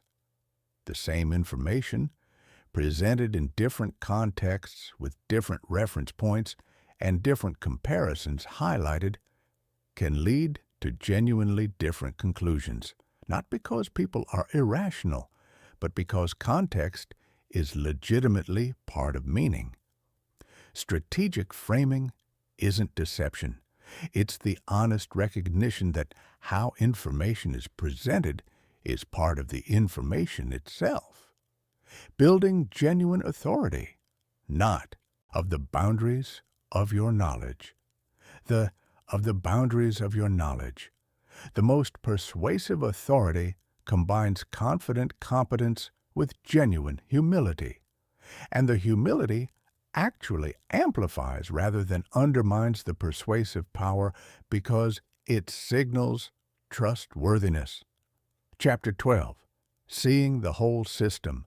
Most people spend their entire lives addressing symptoms while the systems that generate those symptoms continue running undisturbed. This isn't because they're not trying.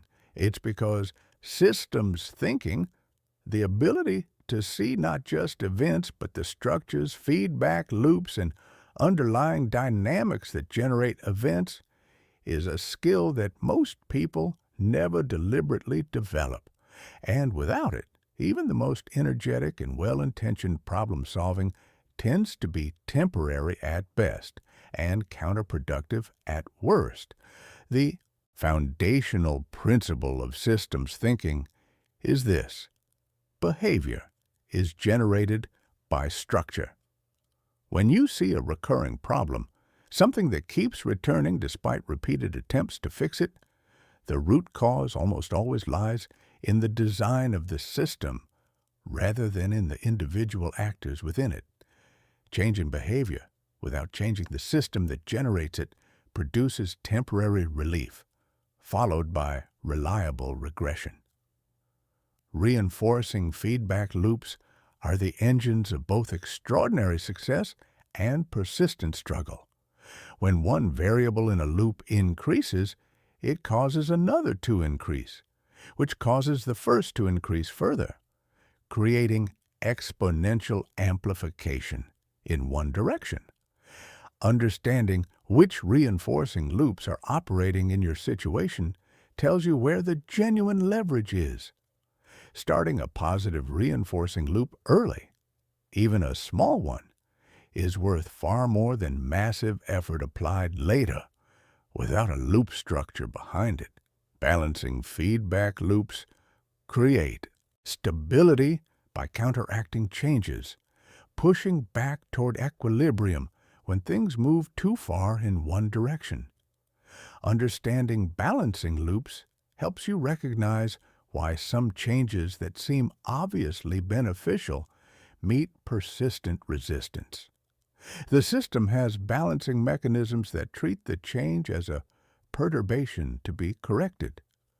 Working with those mechanisms rather than against them is often the difference between sustainable change and change that reverts. Systems theorist Donella Meadows identified a hierarchy of leverage points, places in a system where small changes produce large impacts. The lowest leverage interventions involve adjusting the numbers within a system, working harder, investing more, doing more of what you're already doing. These require enormous ongoing effort for limited results. Higher leverage comes from changing the structure of the system, the information flows, the feedback connections, the decision-making authorities. Even higher leverage comes from changing the rules that govern the system. The highest leverage of all comes from changing the paradigm, the deeply held beliefs and assumptions from which the system's design emerges in the first place. When paradigms shift, systems restructure themselves. The effort required to shift a paradigm is significant, but the impact is comprehensive and lasting in a way that parameter-level interventions never achieve. This is why the most durable personal transformations almost always involve a shift in how someone fundamentally sees themselves and their relationship to their challenges, not just a change in their specific behaviors. Chapter 13. Communicating at the level of real understanding. Strategic communication is not the art of presenting your thinking clearly. It's the art of understanding your audience deeply enough that the right thinking lands, that it connects, resonates, and moves people in the direction of genuine insight rather than just information transfer. The foundation is thorough audience analysis before crafting any message. Not just demographics, but psychographics, decision-making processes, current beliefs, sources of trust, and situational pressures. What does this specific person or group genuinely care about? What would need to be true for them to be genuinely open to what you're sharing? What concerns or objections would arise even if they never express them? Message architecture shapes comprehension as powerfully as content. Use the pyramid principle for complex ideas. Lead with your conclusion, then provide the supporting arguments, then offer the detailed evidence. This structure respects the reality that most people's attention is limited. They need to understand the destination before they can meaningfully engage with the journey. Strategic storytelling engages the brain in a fundamentally different way than abstract argument. The human brain is a narrative processing machine. It was organizing experience into story form long before it was doing formal logic. Stories are more memorable, more emotionally engaging, and more persuasive than equivalent information presented abstractly. But strategic stories aren't decoration. They're vehicles for complex ideas and forms the brain naturally wants to receive. In negotiation, communication under conditions of apparent conflict, the most important insight is that most negotiations aren't zero-sum games. They only appear to be zero-sum when you're focused on positions rather than interests. Positions are what people say they want. Interests are why they want it. Different positions can serve the same underlying interests. And when you understand both parties' genuine interests, creative solutions that weren't visible at the position level almost always emerge. Preparation, active listening, and separating people from problems are the three practices that most reliably transform difficult negotiations into productive problem-solving.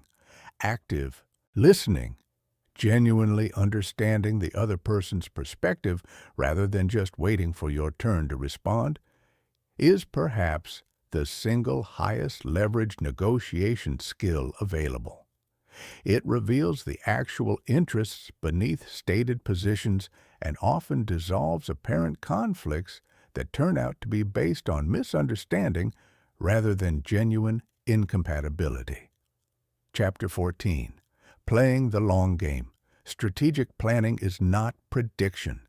The future is too complex and too genuinely uncertain for reliable prediction. And the people who claim otherwise are usually overconfident in their models.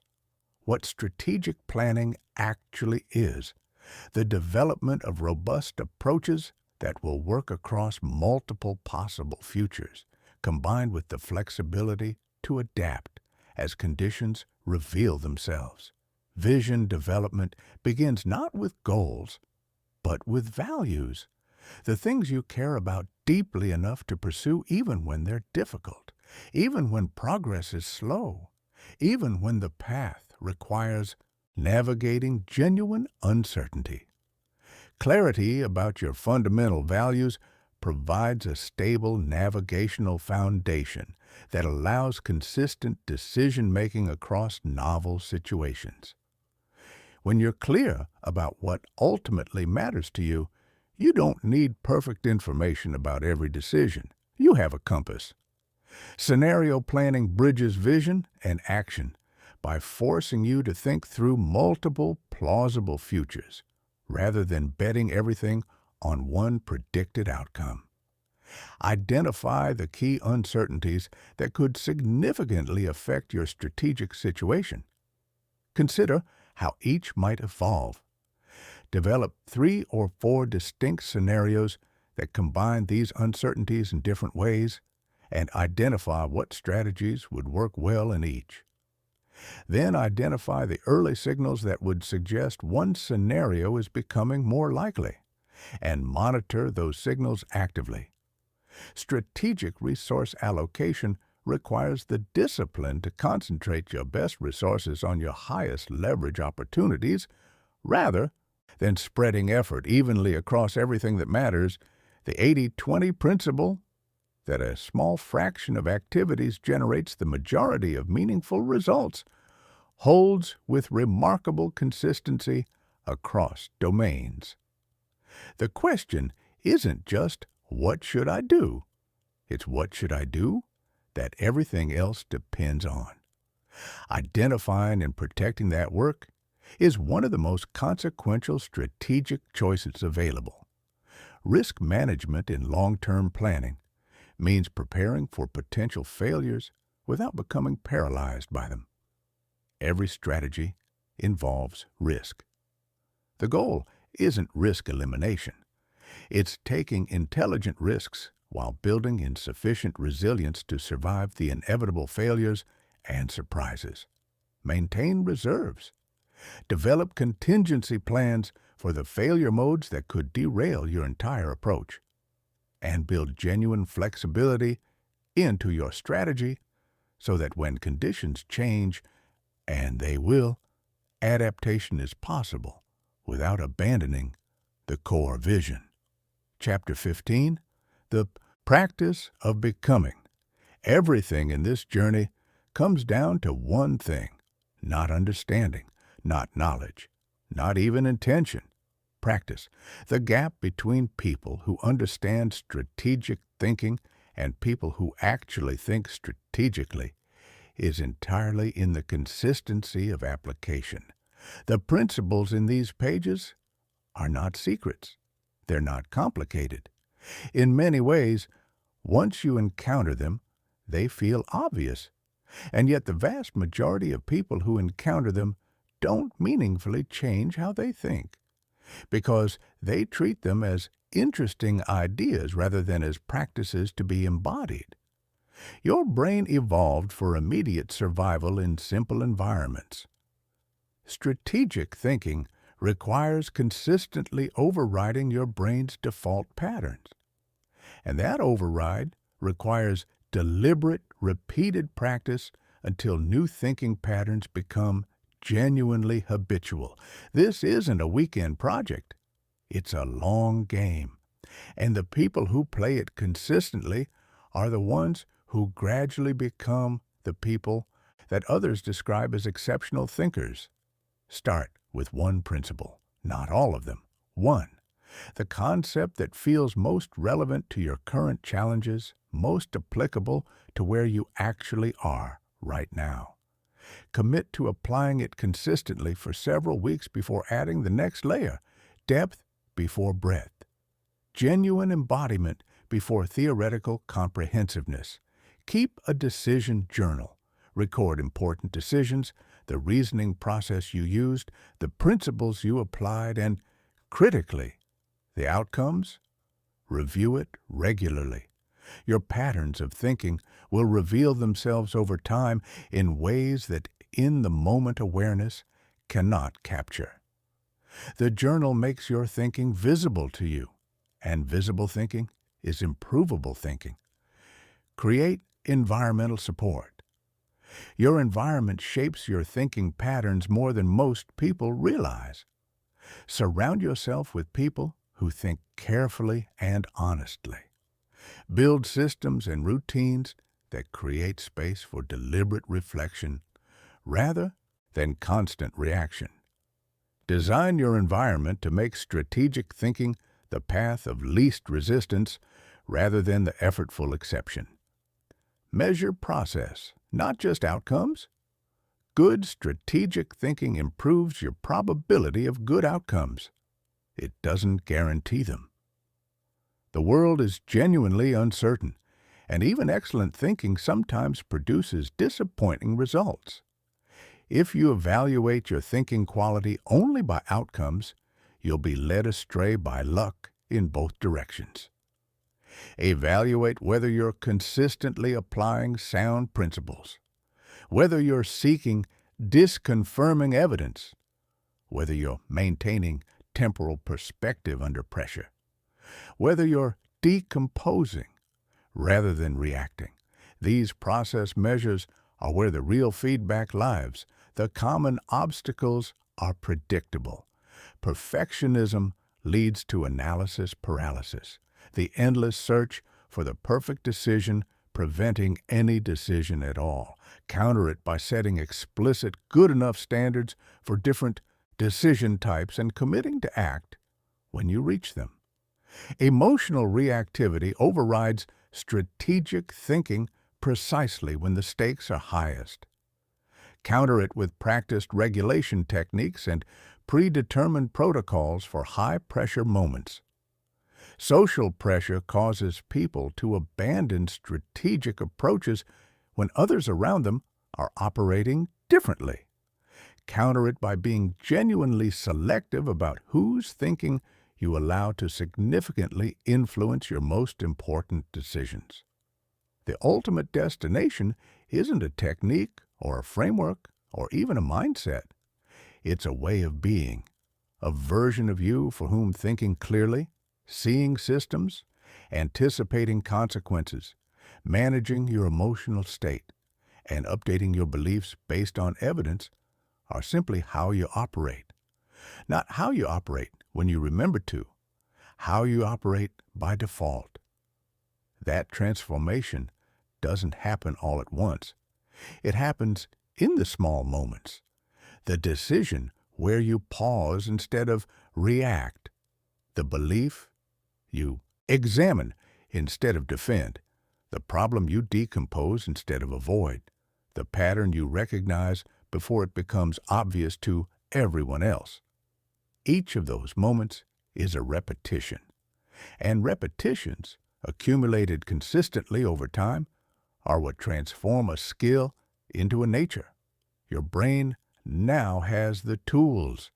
The only question that remains, the only question that has ever really mattered, is whether you'll use them consistently enough, patiently enough, honestly enough. That choice as always belongs entirely to you. The daily practice. Turning principles into identity. There's a particular moment that happens to almost everyone who encounters ideas like these. You finish reading. You feel genuinely energized. Something has shifted in how you see things. The principles make sense, the frameworks resonate, and you can already imagine how differently you might approach certain situations if you applied what you've just learned. You feel in that moment like something has genuinely changed. And then life resumes. The inbox fills up. The day makes its demands. The next conversation requires your attention, and the one after that, and the one after that. And somewhere in the gap between the inspiration of encountering good ideas and the friction of actually living them, the shift quietly fades. Not because you forgot, not because you stopped caring, but because inspiration without structure doesn't survive contact with ordinary reality. This is the problem that a daily practice solves.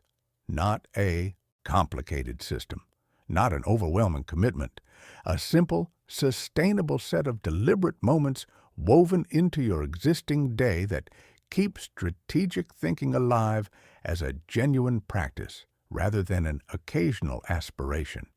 The morning orientation. 5 minutes. Before your day builds momentum and the reactive demands begin accumulating, take 5 minutes to orient deliberately. Ask yourself 3 questions. What is the single most important decision or challenge I'm likely to face today? What mental traps am I most likely to fall into given my current emotional state and the pressures I'm carrying? And what is the one principle from everything I've learned that I want to keep consciously available today? This isn't journaling. It's not meditation. It's a brief, focused act of intentional priming, pointing your attention toward the quality of your thinking before the day takes over. 5 minutes of deliberate orientation shapes the entire cognitive texture of what follows in ways that feel disproportionate to their brevity.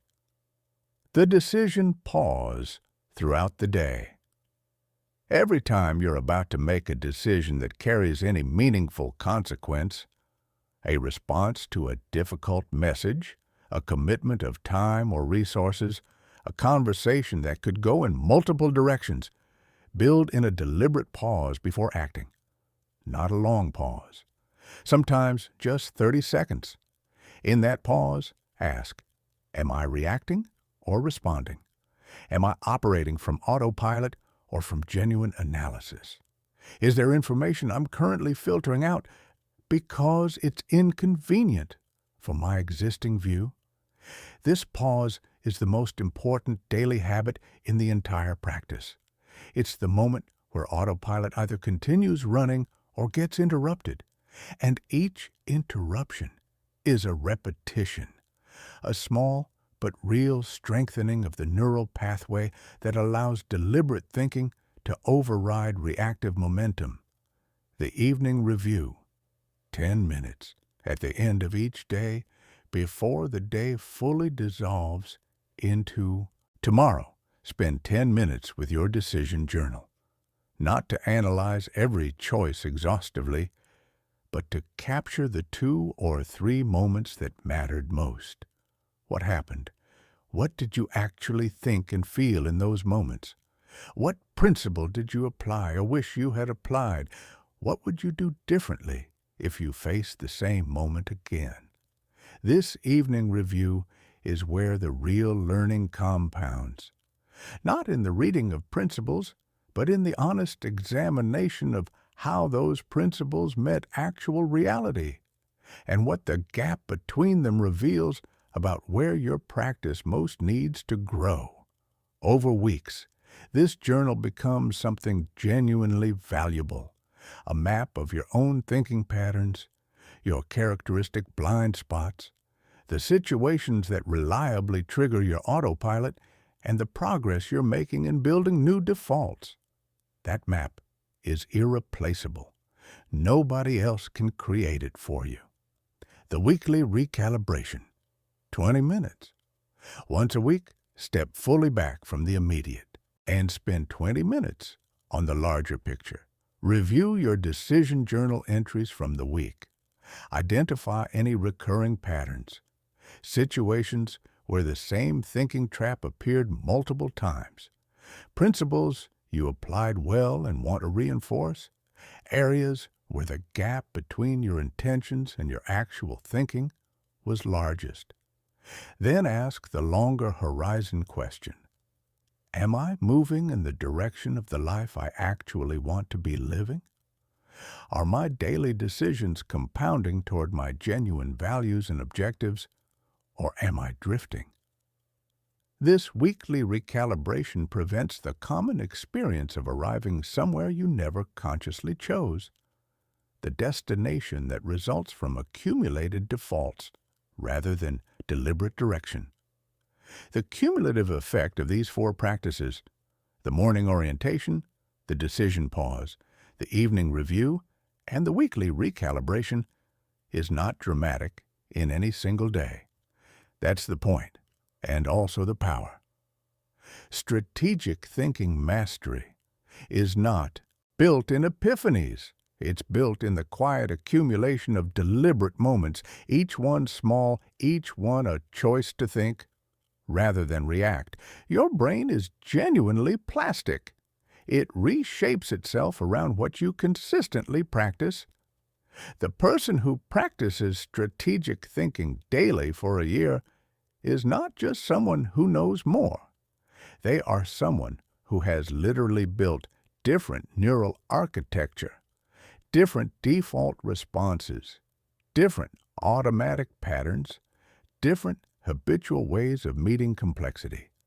That person is available to you, not as a distant aspiration, as the natural result of starting today and continuing tomorrow, and building the kind of consistency that turns practice into identity. The tools are yours. The practice begins now.